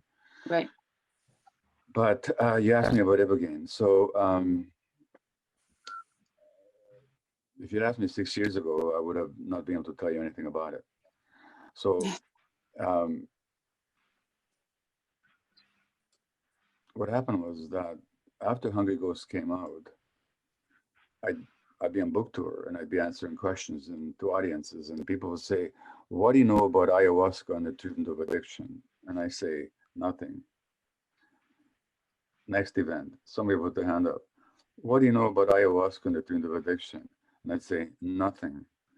And then the third time, and by this time I was gritting my teeth, and I'd say, "For God's sakes," you know, in my head, I've just spent years researching and writing a book about what I know about. Why do you keep asking me about something I don't know about, you know? And then finally somebody came up to me and said, "Did you know that you could experience ayahuasca up here in Vancouver?" I said, "No, but you know me, I just jump at it." And ayahuasca is a plant that grows in the Amazon jungle. And it's mixed with another plant to create a brew, which you drink. It tastes awful. And the shamans have been using it for hundreds of years to heal. Now, traditionally, it was only the shamans that would drink it, and they get these visions that would help them hone in on the individual and help heal the individual that they're working with. More recently, people started drinking the ayahuasca with the shamans. So I participated in this ayahuasca ceremony, which is not legal in Canada. There was a Peruvian shaman that came up here, and I was in a tent with a bunch of other people. We're given this brew. I drink it, and 45 minutes later, and there was actually a young couple in the room with a little baby. And this baby was crying and ooh-gooing and googling and just, you know, gurgling and being a baby. And all of a sudden, I start crying. Tears of love coming down my face, and my heart just opens. And I just felt this tremendous love. And not love for anybody in particular, but that too, tremendous love for my family. It was just love. And I realized that this love that I was experiencing is something that's really a part of me that I experience so rarely, because my heart closed down so early. Because when your heart is hurt when you're a baby, you close it down. And so all of a sudden with this plant, I was just experiencing this. And the other thing that happens with ayahuasca is that people can experience, so I thought this is great. And the next night, I thought, oh boy, how great this is going to be. The next night was sheer hell. I experienced pain and fear. And wow. So it's like a truth serum. It opens up, it gets rid of the conscious mind temporarily, all the defenses, and all of a sudden you experience the raw pain that's inside you, but also the love and the possibility and the beauty that's inside you. So I thought, okay, now I get why people were asking me about addiction, because addiction is all about running away from pain. And so you get to actually to experience the pain that you've been carrying since childhood, from in the womb onwards, but you also get to experience your true self, the beauty and the truth, which means you don't have to run. There's nothing to run away from. So I thought, okay, I'm going to work with this. And then we started doing retreats, and I've been working with it for, 13, 12 years now. That's ayahuasca. Not legal in Canada, but people do ceremonies. And I've seen people heal. Now, it's not a panacea. It doesn't work for everybody. I'm not trying to sell you snake oil. I'm just telling you, it's something that can powerfully help. And there's a recent book by Michael Pollan, the writer who wrote a book called How to Change Your Mind, all about the new research into psychedelics, including not so much ayahuasca, but mushrooms and MDMA and so on. Now, iboga is a plant that grows in Gabon in Africa. It's also used shamanically, tribally, and it's got the unique quality that you can do ibogaine, which is an extract of iboga. And if you're addicted to opiates, somebody needs to know. Okay, ibogaine can stop withdrawal. So I've seen people hooked 20 years on heroin and they do ibogaine, and within one night they have no withdrawal symptoms from their opiates. I'm just telling you. Again, it's no panacea. Doesn't work for everybody, but it works for a much larger percentage of people than anything we've got. And it means you don't have to go on methadone, you don't have to go on Suboxone. And it's tricky. It has to be done by people highly trained. It can have effects on the heart, so people need to be screened for that beforehand. And just because you did the ibogaine and you're not in withdrawal doesn't mean that your problems have gone away, because guess what? There was a reason why you were using the opiates. And what are the opiates? They're painkillers. So using the opiates to soothe your pain, just because you did the iboga doesn't mean that your pain goes away. But if I could offer you something that had a 40% chance of success, wouldn't you grab at it? And that's what ibogaine and iboga is. Unfortunately, it's not illegal in Canada, but it's not legal either. So it's kind of in between. And there are no established clinics. There are people that work with it here or there, semi-legally or illegally. That's the craziness of our society. Is there, and I know I'm putting your neck on the block here, but is there any place that can be connected to? I know it is a gray area, so I don't want to put you on a spot. Yeah, but there are places in the Bahamas and places in Costa Rica. Yeah, but nothing in Canada. I can't think of anything in Canada right now. I mean, there have been places. I've known people who work with it, but they're not doing it right now. All right. Well, I thank you for your time and again for all your amazing work. I appreciate it. Okay, thank you. Hi, thank you everyone for your patience. We have so many questions, but we have Bernadette next, and then Evelyn Violini.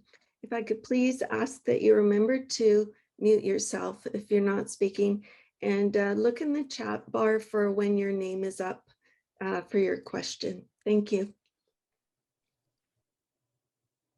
Go ahead. Hi. Go ahead. Oh, hi. Can you hear me? Yes. Okay, I've got a bit of feedback here. Is that oh, okay. Are you good? Thanks, Dr. Mate. I really appreciate you being here. I'm a big fan of yours, and I have been for years. I have a son that's currently homeless, and he's addicted to fentanyl. He's been street entrenched for about 40 years of his life now. No, maybe 30, but he's 43 years old right now. I moved him out here from Surrey after he was released from the hospital 3 years ago. He had a septic hip arthritis, and he only has one hip now. So he needs the use of a mobility device as well. I took care of him for 2 years until we got rid of the septic infection that they released him from. And he couldn't live in my house anymore. So now he's on the streets. He managed to survive the winter in a tent. The city's trying to take care of him as best they can, outreach workers. But my question is, his life has been so traumatized with so many things, including the fact that he has FASD, and I gave him up at 5 years old, and he's been in the foster care system and institutions and jails, you name it. He's been through it all. My question is, I'm already traumatized with my own addictions and trauma that I haven't really healed from. I've been trying to get the help I need, but I've never really got to the source, and I'm still open to that. But as I try to support him, I find I keep getting re-traumatized, and I feel like I'm doing more damage to him now just by seeing him, because I seem to take all my frustrations out on him, and I'm afraid to see him. Am I causing him to go further into his addictions? And is there any hope for him? I mean, I just can't see it with his FAS and he's been so entrenched. Is there hope? Can he ever recover into a more decent life, you know? He's in a lot of pain. He cries every time I see him, and I can't handle that. It's too much for me. Yeah. Oh boy. I know, it's huge. I can't talk to anyone about it. It's too big. Well, no, you just talked about it. Yeah, I know. I'm surprised you're the first. So first of all, thanks for talking about it. You're asking two questions, okay? Don't confuse them, okay? Are you there? Yes. Okay. One question you're asking is, can my son ever heal? Yeah. The theoretical answer is yes. I don't see anybody as damaged goods. I've seen amazing recoveries at any stage of life. And I have to say, this is where some anger arises in me. Because if only we had a system that supported healing, but we don't. We take care of short-term emergencies like a septic hip. But what help did he ever get dealing with his wounded soul? And the system just doesn't get it. No. And you know that article on brain development that I read to you? Mm-hmm. It's published in a major medical journal. Most doctors have never heard that information. They just don't hear it. It's not taught in the medical schools. Trauma, which is a significant contributor to all manner of disease, the average medical student does not get a single lecture on trauma. Not one. They should get a whole year course on it. They don't get a single lecture. So that it's not that your son cannot be helped. It's that there's all kinds of help that could be given, but it isn't, because the system doesn't get it. And that's a long-term issue. Now, even having said that, people do still heal. So the question is, can he? The answer is yes. Will he? I have no idea.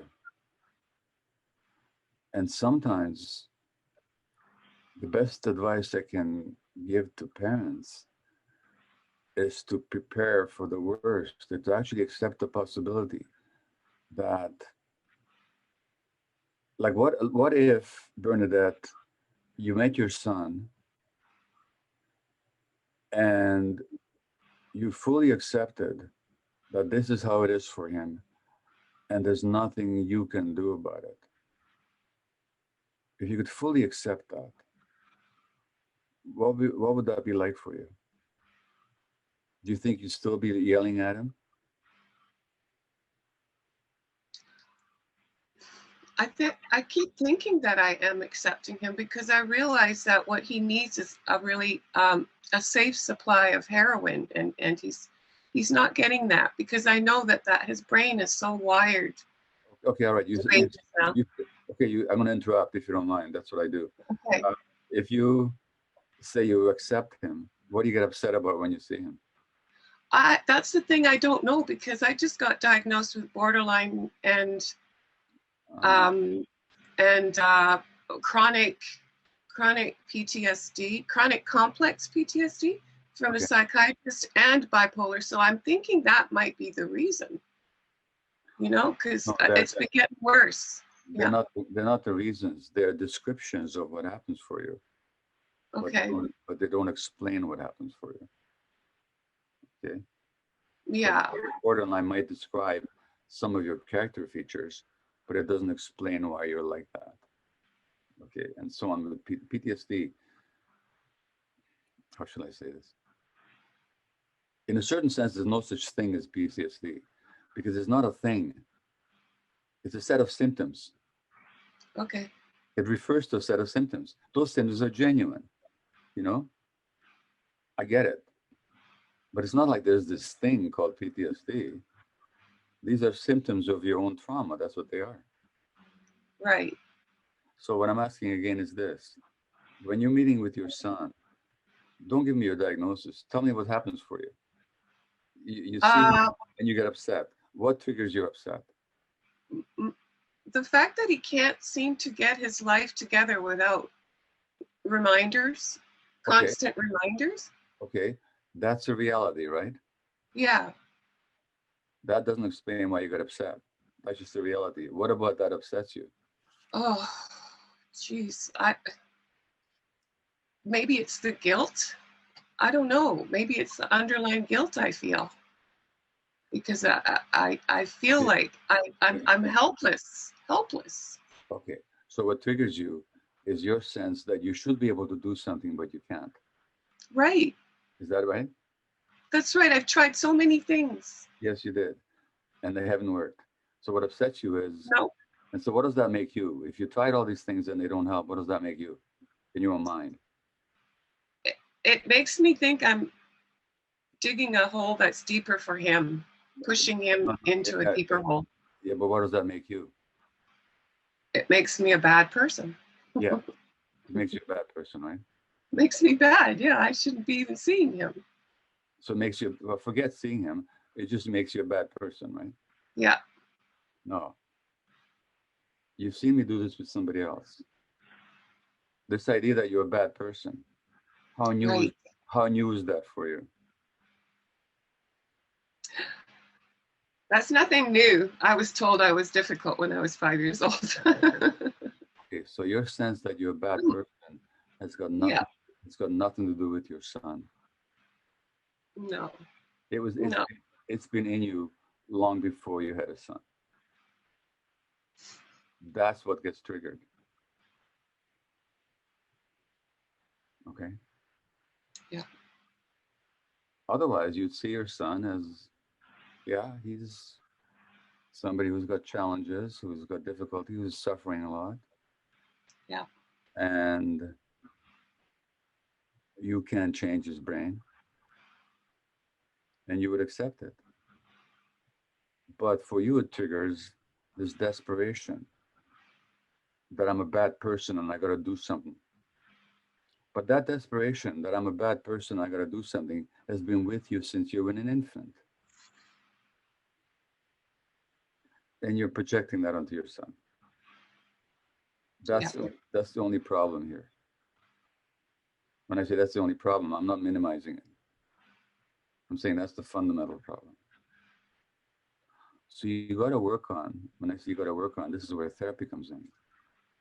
Forget these diagnoses, not forget them, but I mean, you know, they're helpful in describing things, but they don't explain anything. The explanation is that when you were small, you were made to believe that you were not worthy, that you're a bad person, and that you cause other people pain.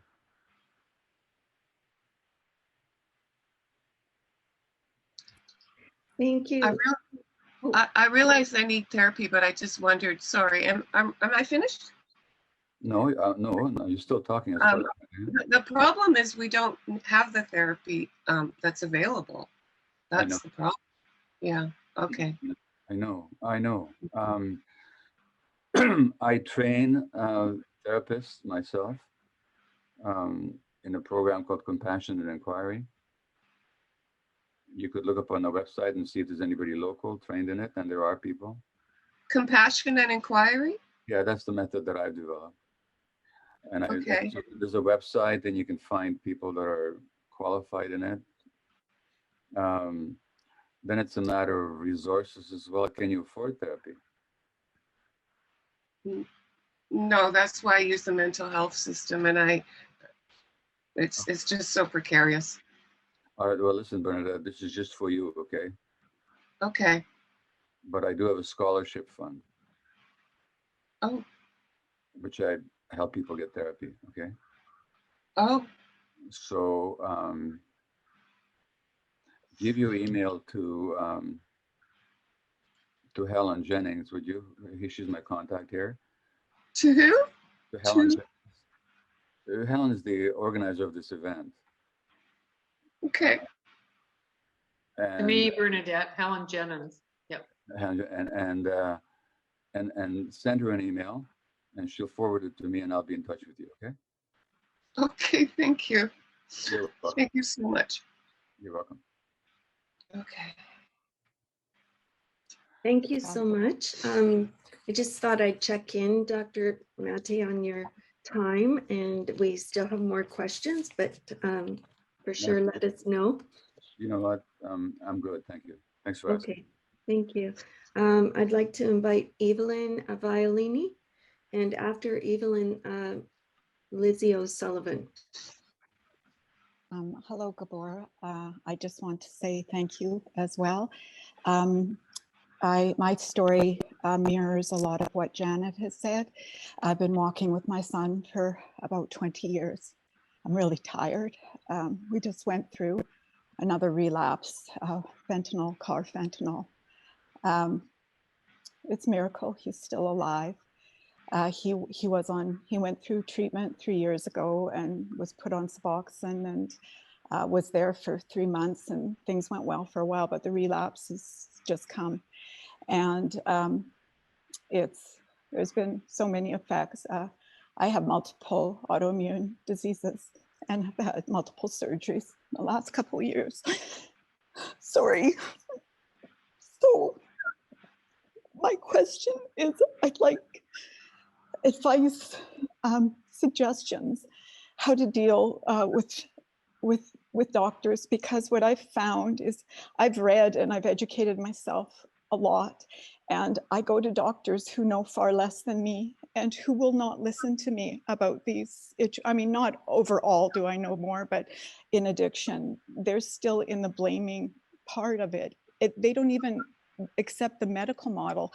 In fact, I live in a small town in southern Alberta, but I've had problems even in Calgary. But I went for a refill on a prescription that was a lowest dose of buprenorphine, and it was prescribed to me by a pain psychiatrist. My regular doctor at this clinic wasn't available. I went to another doctor, and he threw me out of his office for asking for a refill on a prescription. And I don't understand. I see you asking for a refill. Okay, got it. Yeah, he said I had no right to come in and ask for a refill, that I should have been on top of it and got a refill for when my doctor was actually there, even though she was on leave for 2 weeks and I didn't know about that. And I just, like, in asking for help with my son, there's so much blame. He has been trying to find a doctor that's understanding or even somewhat accepting. To get a doctor that even will accept you while you are taking any form of opiate is so difficult. Like, I'm just wondering if you have any suggestions there. And then I just wanted to say to Janet, if you copy down my first name and last name together and put at gmail.com afterwards, my son is going in for Ibogaine treatments next month, and I will tell you about what we found in that in Canada. And the other thing, I just want to say, my son is now on Kate. Can I also send you an email? Because I'd like to find out too. Sure. So And just your name at gmail.com? yeah, Evelyn Violini at gmail.com. So my son has gone on to Cadian now, and that is what this Ibogaine treatment facility said that they can work with him with. Right. And even getting on the Cadian was so hard because my son had to, of course, supplement with fentanyl till he got to a high enough level. but he had to lie about that. And we were watching him constantly for overdose. And like the toll that this takes on everyone, so many doctors have no awareness of this. And like I say, the shaming that goes on. And I just was wondering if you had any practical advice about how to speak to physicians. Thank you. Look, what you're saying, Evelyn, is just reality. I mean, it's how it is. It's shocking, but as I said earlier, doctors are not trained in this stuff. Most physicians would have no idea what I was talking about, even though the science and the literature, it's all out there. And that has to do with not with their individual failure, but with the failure of the system to train them. Not only that, doctors are traumatized by medical training very often, even without knowing it. Let me say a few things though. As to autoimmune diseases, have you read my book, When the Body Says No? Yes, I've read all your books and I do understand all of this. And I've been in therapy. Well, okay, great. Well, you have to start learning how to say no, you know? Mm-hmm. Otherwise, your body will keep saying it for you. Mm-hmm. Okay. Now, doctors.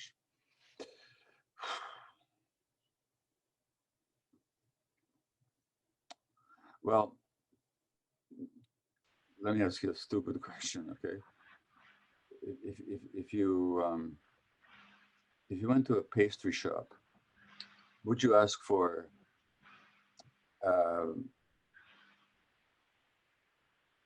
a side of beef? If you went to a pastry shop where they make pastries, would you ask for a side of beef? No. Why not? Because they wouldn't have it there.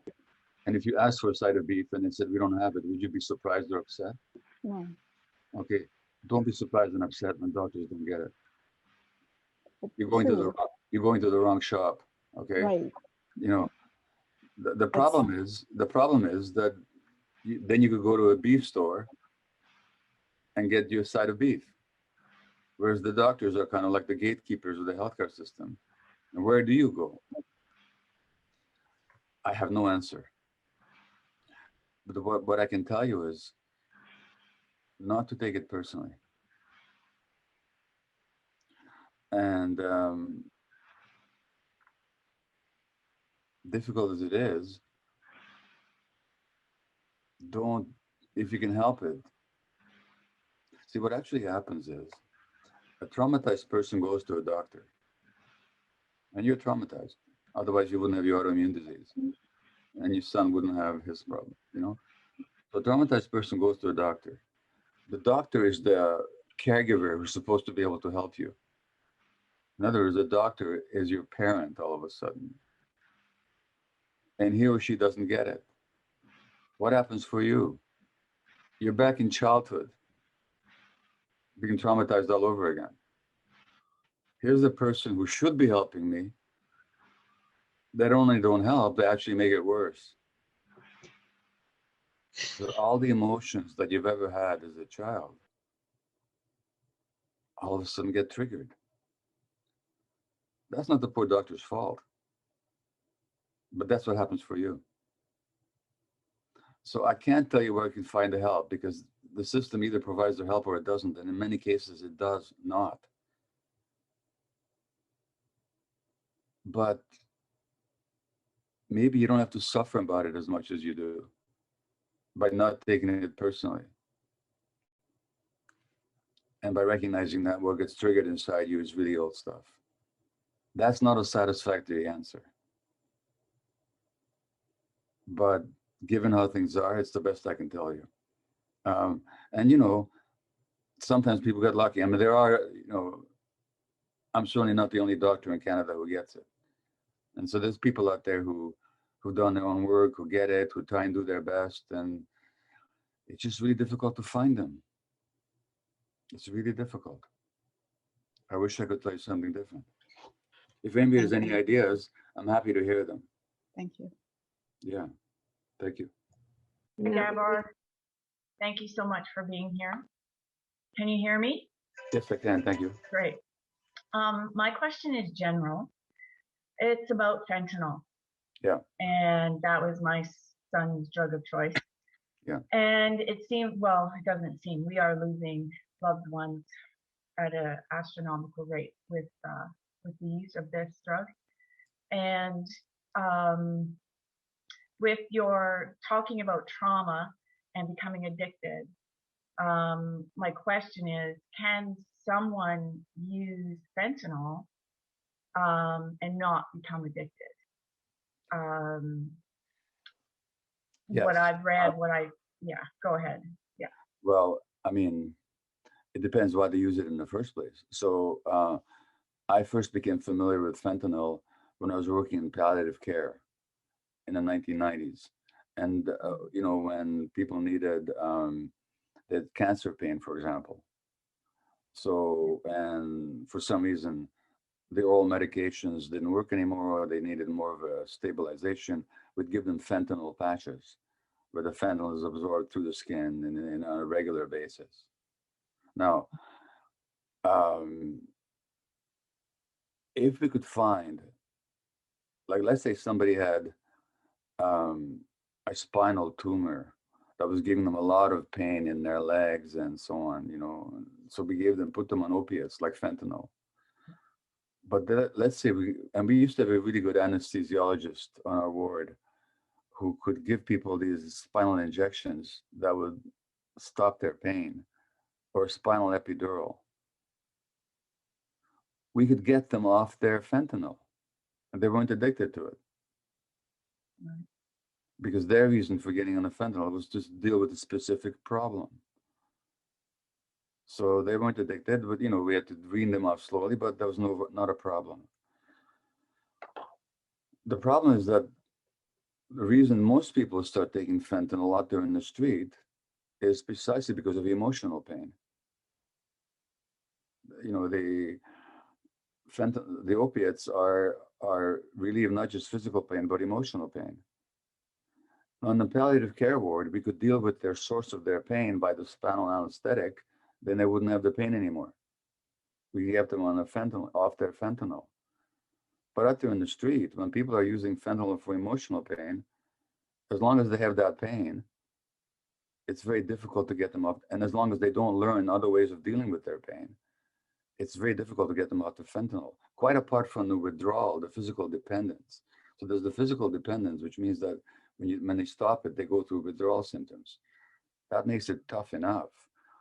But if on top of it, there's a primary emotional pain that they haven't dealt with, and this is where the addiction treatment industry is so bad, they don't deal with people's original pain. As long as that pain is still there, they're going to want their painkillers. Right. So I don't know if that answered your question or not, Nikki. It does. There's still, you read and you hear that, you know, a person can become addicted in, you know, 1 use, 3 uses of fentanyl. And then of course it goes higher and higher, the amount. Yeah. And then the rewiring of the brain that happens with that. Yeah. That's all true. Yeah. And they become my son, dependent. I once asked him when we were waiting to go into detox, honey, what does it feel like? Why do you do this? What does it feel like? And he said, Mom, it's like a warm hug. It's like the best hug ever. And I said, I can give you a hug. He said, you can't give me a hug like this. And then I asked him, what are you thinking? What are you thinking when you're on that? And he goes, that's just it, Mom, you're not. Yeah. So that was the only explanation I got from it. So I often wonder if that's a trip that is the closest we can get here on earth to God. that hug is so incredible. Well, so look, here's the thing. That hug, I hear that all the time. It's in the book, actually. I read. Yeah. You know, and there was one guy in detox once, this big guy with muscles and earrings and tattoos and bald head and 6'4", and I said, well, what does the heroin do for you? She said, Doc, I don't know how to tell you this, but it's like you're 3 years old and you're sick and you're shivering and your mother wraps you in a warm blanket and puts you on your lap and gives you warm chicken soup. That's what the heroin feels like. And I was talking to the actress, Jamie Lee Curtis, who used to have an opiate addiction. And I said, what did it do for you? And she said, it's like you sink into a warm bath, the kind of warmth that you don't feel otherwise. Now, the problem is that your son doesn't think he can get that feeling back without the drug. Fact is, he can. If he got the right treatment, he could. Because that capacity for love, which is what he's talking about, Yeah. that's what I experienced when I did the Ibogaine.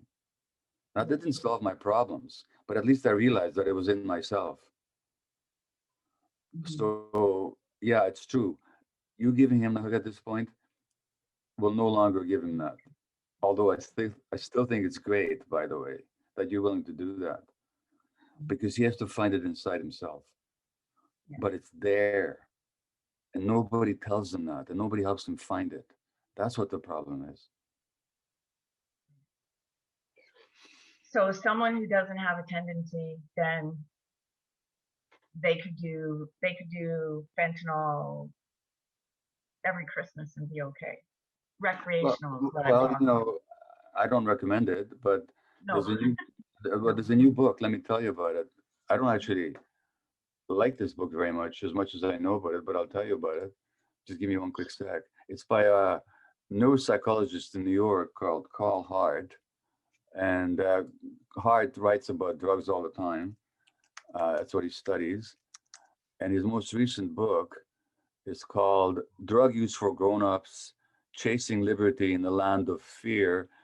And it just came out a couple of months ago. And it's all about how this guy's a psychologist at Columbia University. And he uses heroin regularly. Right. Now, I question why he does, and I question why he would write this book. But he obviously is not one of these people who's dependent, who has to use all the time. And he's got a life. He's got kids. He's got a career. He writes books. So yeah, theoretically, it's possible. Okay. Okay. We have about a dozen more questions, so I'm wondering if they. Well, we'll go till 12:30, which is what the original promise was. So we'll keep that going. I do want to return to Jen because I promised her that I would. So let's start with her if we could, okay? Okay. And then we'll go on to the other questions. Okay. If your hand is not already up, please don't put it up because we won't have time. So Jen, let's come back to your question about acquired brain injury. So let me ask you again. Do you suspect that your daughter may have sustained that brain injury at some point? I believe so. And was it a specific incident that makes you think that? Yes, it was in 2017. It was a really bad overdose event for my daughter.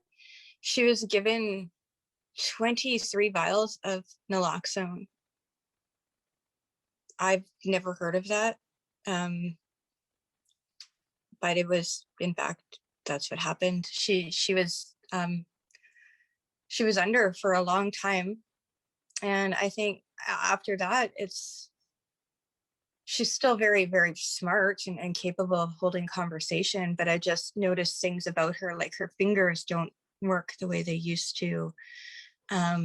Sometimes when her speech is different, things like that, I notice. Well, if that's the case, there ought to be, she can't be tested for it. There's people who can do that. Within the medical system, there's people that can test you for acquired brain injury. There is. It's very difficult. We live in a community in the interior of BC. It's almost and it's very difficult to get the doctors to do that. It's almost impossible. Most of them are not trained in it. Yeah. I'm not trained in it, but there are people who are. But they're not usually in the small communities. I mean, here in Vancouver, New Westminster area, you could find doctors who can check somebody out for acquired brain injury.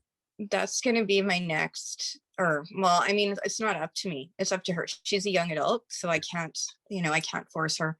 But that's going to be like, if she chooses that, that's going to be my next kind of avenue to help her navigate if she wants. And also, it's just, where would I, it's just so, I've spoken with Acquired Brain Injury Association. They've been great, but without a diagnosis, we can't get any further than where we're at. And in my work, I come across many people who I believe honestly probably likely have acquired brain injuries from survived overdose events. And I believe that it's something that's going to be a growing issue, and we're just not addressing it. It's just kind of, oh, well, people use drugs, they're on drugs. Well, yeah, but something happened. We know from all kinds of studies that prolonged drug use itself changes the brain. Yeah. Which doesn't mean that the brain can't revert back to normal, but it takes a long time. Yeah. It takes a long time of rehab and treatment. So this whole business of somebody comes into detox and we get them off their drugs and we kick them back out. Yeah. Then there's no long-term treatment, but their brain hasn't got back to normal yet. That might take a year or two. Or longer. And that's a big thing to reconcile that as a parent, right? I know that my daughter has she's injured. And when I work with families, it's difficult for them to accept that. They think, well, why would somebody do that to themselves? And that's a whole other conversation. So it's kind of getting into those pieces that you've been speaking about throughout this. And I really appreciate hearing, your responses to how our own hurt as parents, plays into. Yeah. And so look, you guys, the things I would suggest for you, all of you, is that take care of yourselves. The best way you can help your kids is to take care of yourselves. And that means sometimes you have to say no to your kids as well. Because if you're depleted and stressed, the help you give is not going to be helpful anyway. Yeah. And given the reality that you're all traumatized, you were all traumatized in childhood. Everybody here was traumatized in childhood.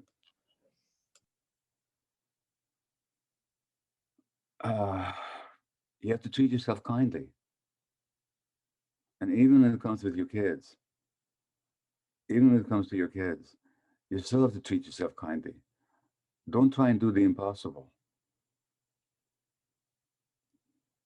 And the more you heal yourself and the more grounded you become, the better you'll be able to help your children too. And the more you will know when your help is necessary and it's better for you to back off. Because sometimes it's better to back off. And I don't mean back off like tough love. I don't believe in tough love. There's no such thing as tough love. There's love and there's tough, but there's no tough love. That's just a euphemism for punishment. You can back off with love, saying, honey, right now it's too much for me. I can't handle it. I need to take care of myself. Okay, so we have 16 more minutes, so I'll take the next question. Hi, Gabor. It's Louise Cameron. I'm not sure if you remember me, but you were my family doctor for many years and you attended the birth of all of my children. And it's... Hi, Louise. Yes, of course. Yeah, so good to see you, Gabor. And thank you for all those years of care for me and my family. And I was very sad when you left, but you left me in the good hands of Dr. Joe. My question to you is almost exactly what you were just talking about. As far as taking care of ourselves in order to be more helpful in our children's lives. Obviously, I can't change any unknowing mistakes I've made in the past and any trauma I've handed on to my children. Our eldest took his own life in 2011. And that was definitely around his shame and stigma with his addiction. But I also have my son, Ian, who you looked after many times, who still struggles with addiction and has his whole adult life, and he's 34 now. And my question is, Gabor, if because I can't change any trauma I may have passed on to my children, going forward, I guess the answer is to really work on myself, do a little compassionate inquiry into my stuff, and hope that that in some way models a way forward for Ian, my son, and also helps stop the cycle of re-traumatizing each other. Well, yes, but let me ask you something, Louise. When you say that, you're saying the right things. What are you feeling? I'm feeling like possibly I've waited too long to do the really heavy lifting in my own life. Okay, that's not a feeling. Let me interrupt you. Okay. Possibly I waited too long is not a feeling. It's an opinion. You're right. Do you get the difference? Oh, totally. What do you feel when you believe that it's possibly too late? I feel enormous sadness, really, that No, not that. You just feel enormous sadness. yeah. No. Tap into that sadness, Louise. Where's the sadness in your body? In my chest. Okay. Are you able to feel it right now? You bet. How familiar is it? Oh, it's like an old dear friend. How far does it go back? You know, a long way. Long before you had children, right? Oh, yeah. Yeah. Okay. So this idea that things are hopeless and I'm sad about it, it's got nothing to do with reality. It's got to do with your childhood. That's all. Anybody at any age can heal. So this idea that the sadness and the hopelessness, that's old stuff for you. Not that you don't have genuine reason to feel sad in the present, but the sense of hopelessness and the sadness, that's different. That's old stuff, Louise. Okay. How old are you? I'll be 57 in a couple of weeks. Okay, you're a youngster. Thanks, Gabor. You're not even green around the ears yet. I'm 77. Okay. Yeah. It's ongoing work. You know what it's going to say on my gravestone? I've written my own epitaph. You know what it's going to say? What? It was a lot more work than I had anticipated. Hey, no shit. That's what it's going to say, okay? Yeah. Louise, it's never too late. I'm telling you, it's never too late. I mean, I believe that too. I've chipped away at it over many years. Yeah. Well, part of you believes it. Part of you believes it, but Yeah. part of you does not, okay? Yeah. And that's what's going on. Okay? Yeah. All right. Thank you. So great to see you. Thank you, Gabor. You as well. Take care. By the way, Louise, if Ian ever wants to reach out to me, ask him to do it, okay? Oh, thank you, Gabor. You know, I'll never forget you coming to my house more than one occasion as a in your workaholic stage, coming for house visits and caring for us at home too. So I will let him know, Gabor. Thank you so much. You're welcome. Okay, take care. Bye. Thank you. Our next question is from Shelley Cameron. If Shelley is still here. Hi. Yeah. Hi, Dr. Gabor Mate. We lost our son in December to a fentanyl overdose. And a few months before that, our oldest boy had a suicide attempt that almost took his life. We have 4 children. And we've worked really hard over the last few years to understand the mistakes we made as parents. And we've been working really hard, and I'm thankfully getting back into their good graces. But I'm just wondering how I will miss Connor every day of my life. But I'm just wondering how is best to help my other children as to avoid, because this has been a pretty big trauma for them. I'm sure. So how old are they, the other one? 29, 21, and 17. Okay. So first of all, Shelley, I just suggest that you change your language a little bit, okay? Okay. It's not a question of mistakes. Even when you talk about mistakes, it's like something I could have avoided, but I made a mistake. Yeah. You know, it wasn't like that. It's nothing you could have avoided. It's that multi-generational trauma that I'm talking about. Yeah. It's not personal to you. It's not something that you did. It's something that you acted out, that came through you, but you were completely unaware of it. Yeah. So that's not a mistake. Yeah. It's much deeper than that. Okay. That's the first thing. The second thing is, I have a 45-year-old son, and we do a program together called Hello Again, a fresh start for adult children and their parents. It's a workshop that we do. Okay. And actually, if you want to Google on YouTube, Gabor and Daniel Mate, okay. you'll see this talk that we give. It's a 2-hour talk where we talk about our stuff. And even though we're teaching about it, you can still see how me as a father, I'm still kind of beating up on my son on stage in front of an audience. That's how deeply ingrained it is. It's been seen by about 300,000 people. You could Google that talk.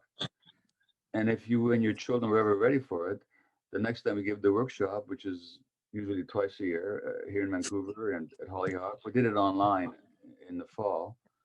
You could maybe participate in that workshop.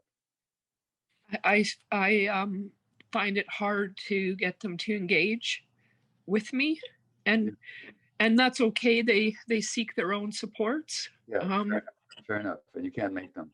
Well, then, no, of course, no, and they're very respectful in their declines.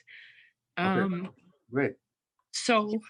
Okay, well then you just keep doing your own work. Yeah, yeah. That's the best thing you can do for them. Yeah, because of course my fear is moving forward there might be yeah, just, I know. Yeah. I know, but you know what you're doing when you do that? Mm-hmm. You're seeing them not for who they are, but through your own anxiety. Yeah. And nobody wants to be somebody else's anxiety. Of course, yeah. So you need to really work on that. And like with many other people that I've talked to here, it's really understandable given your family history and one tries to commit suicide, the other overdoses, why you would be anxious. But I'm also telling you, Shelley, that your anxiety started long before you had kids. Mm-hmm. Yeah. Oh yeah, for sure. So work on that, okay? Yeah. That's what I'm suggesting. Okay, thank you. All right, thank you. And listen, people, let me tell you something. It's a lot easier for me to say these things than for you to do them. I understand that. But all I've got is my words, okay? That's all I can give you. All right, there were other questions? Yes, welcome to Lisa Scott. Lisa? Yeah. You're there? You can unmute. Yeah, I'm there. First, thank you for everybody for sharing. I guess my question is, I have 2 adult children. One's addicted to fentanyl. She's 26. One is 23, and she's just coming on 10 days clean from crystal meth. I've been battling addiction with my oldest since she's 14 years old. I guess as a parent, I've already lost one child, and I'm very, very afraid to lose my children to this addiction, and I don't know what else I can do as a parent. And I'm scared. I understand the trauma, and I think I also have a 13-year-old daughter, and I'm afraid of her, I guess, her seeing me hurt with the older siblings, of passing that trauma down to her as well. I guess, how am I as a parent able to convince my kids to get clean and sober? We've tried, I've seen her get clean on methadone and it worked, and she relapsed, and we're just trying to get her on Suboxone, just can't get her clean enough to keep on with the Suboxone. I just don't know what else to do. Yeah. I'm not sure Well, if look, I'm the right way, the wrong way. there's a couple of things. Just you're gonna have to accept, Lisa. This is tough, but you're gonna have to accept that there's nothing you can do to make your kids do anything. You're gonna have to give that one up. You're gonna have to accept your anxiety and your fear, which are genuine and deep. But you're gonna accept that and handle it without trying to make them do anything. Because what they're gonna do is they're gonna resist. Even if you're trying to push somebody in the right direction, any push is gonna get resistance. So you have to get that. And really, you're gonna have to get that you're powerless. And you have to accept that. That's really hard for a parent. It's hard for me as a parent. But it's the hardest thing there is. I don't mean that you're helpless, but that you're powerless. It's not within your power. So you need to actually just accept them exactly where they're at.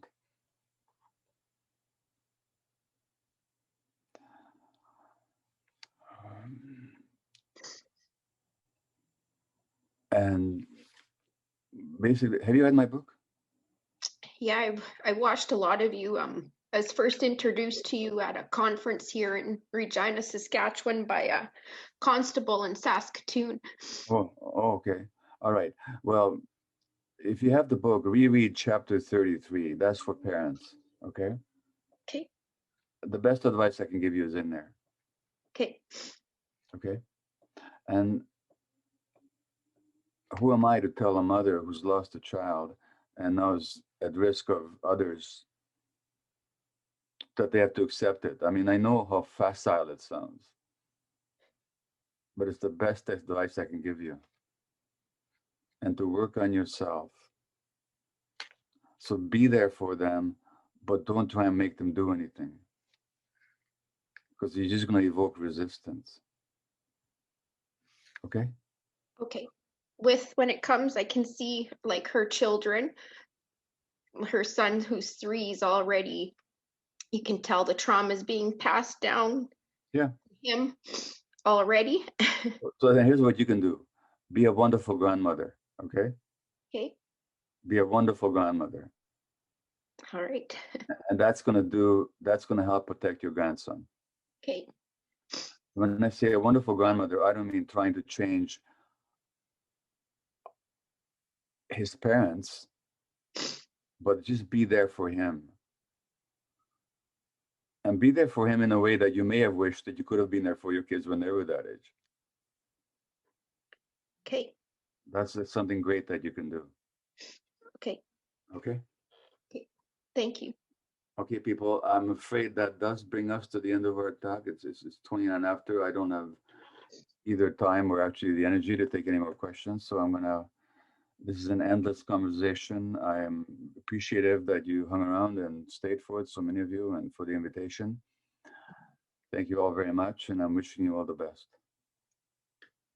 Bye. Thank you. You're welcome. Bye-bye. Bye. Hi, everybody. I was going to give a closing remark that thanked Gabor so much for being with us. By the way, I'm Leslie McBain. I'm co-founder of Mom Stop the Harm. What I think I would like to say to you all is, first of all, thanks for being here, and it's self-care to be here and to listen to his words. I think for those of us who have lost a child, we are going to have a deeper understanding of what happened. Hopefully we can drop some of the weight of guilt and the what ifs and all those things that we still go through. After 7 years of having lost my son, still ask those questions. But listening to Gabor give us insight into how things happened as they did helps to lighten the load. And for those of us and all of you who have children still living, hopefully he gave you enough distance between yourself and your loved one for you to be able to also lighten your load of anxiety and stress. I would urge everyone who has been more questions have come up than have been answered that you would seek help and support. And I just hope that all of you walk away a little bit lighter today with a little bit more hope for the future.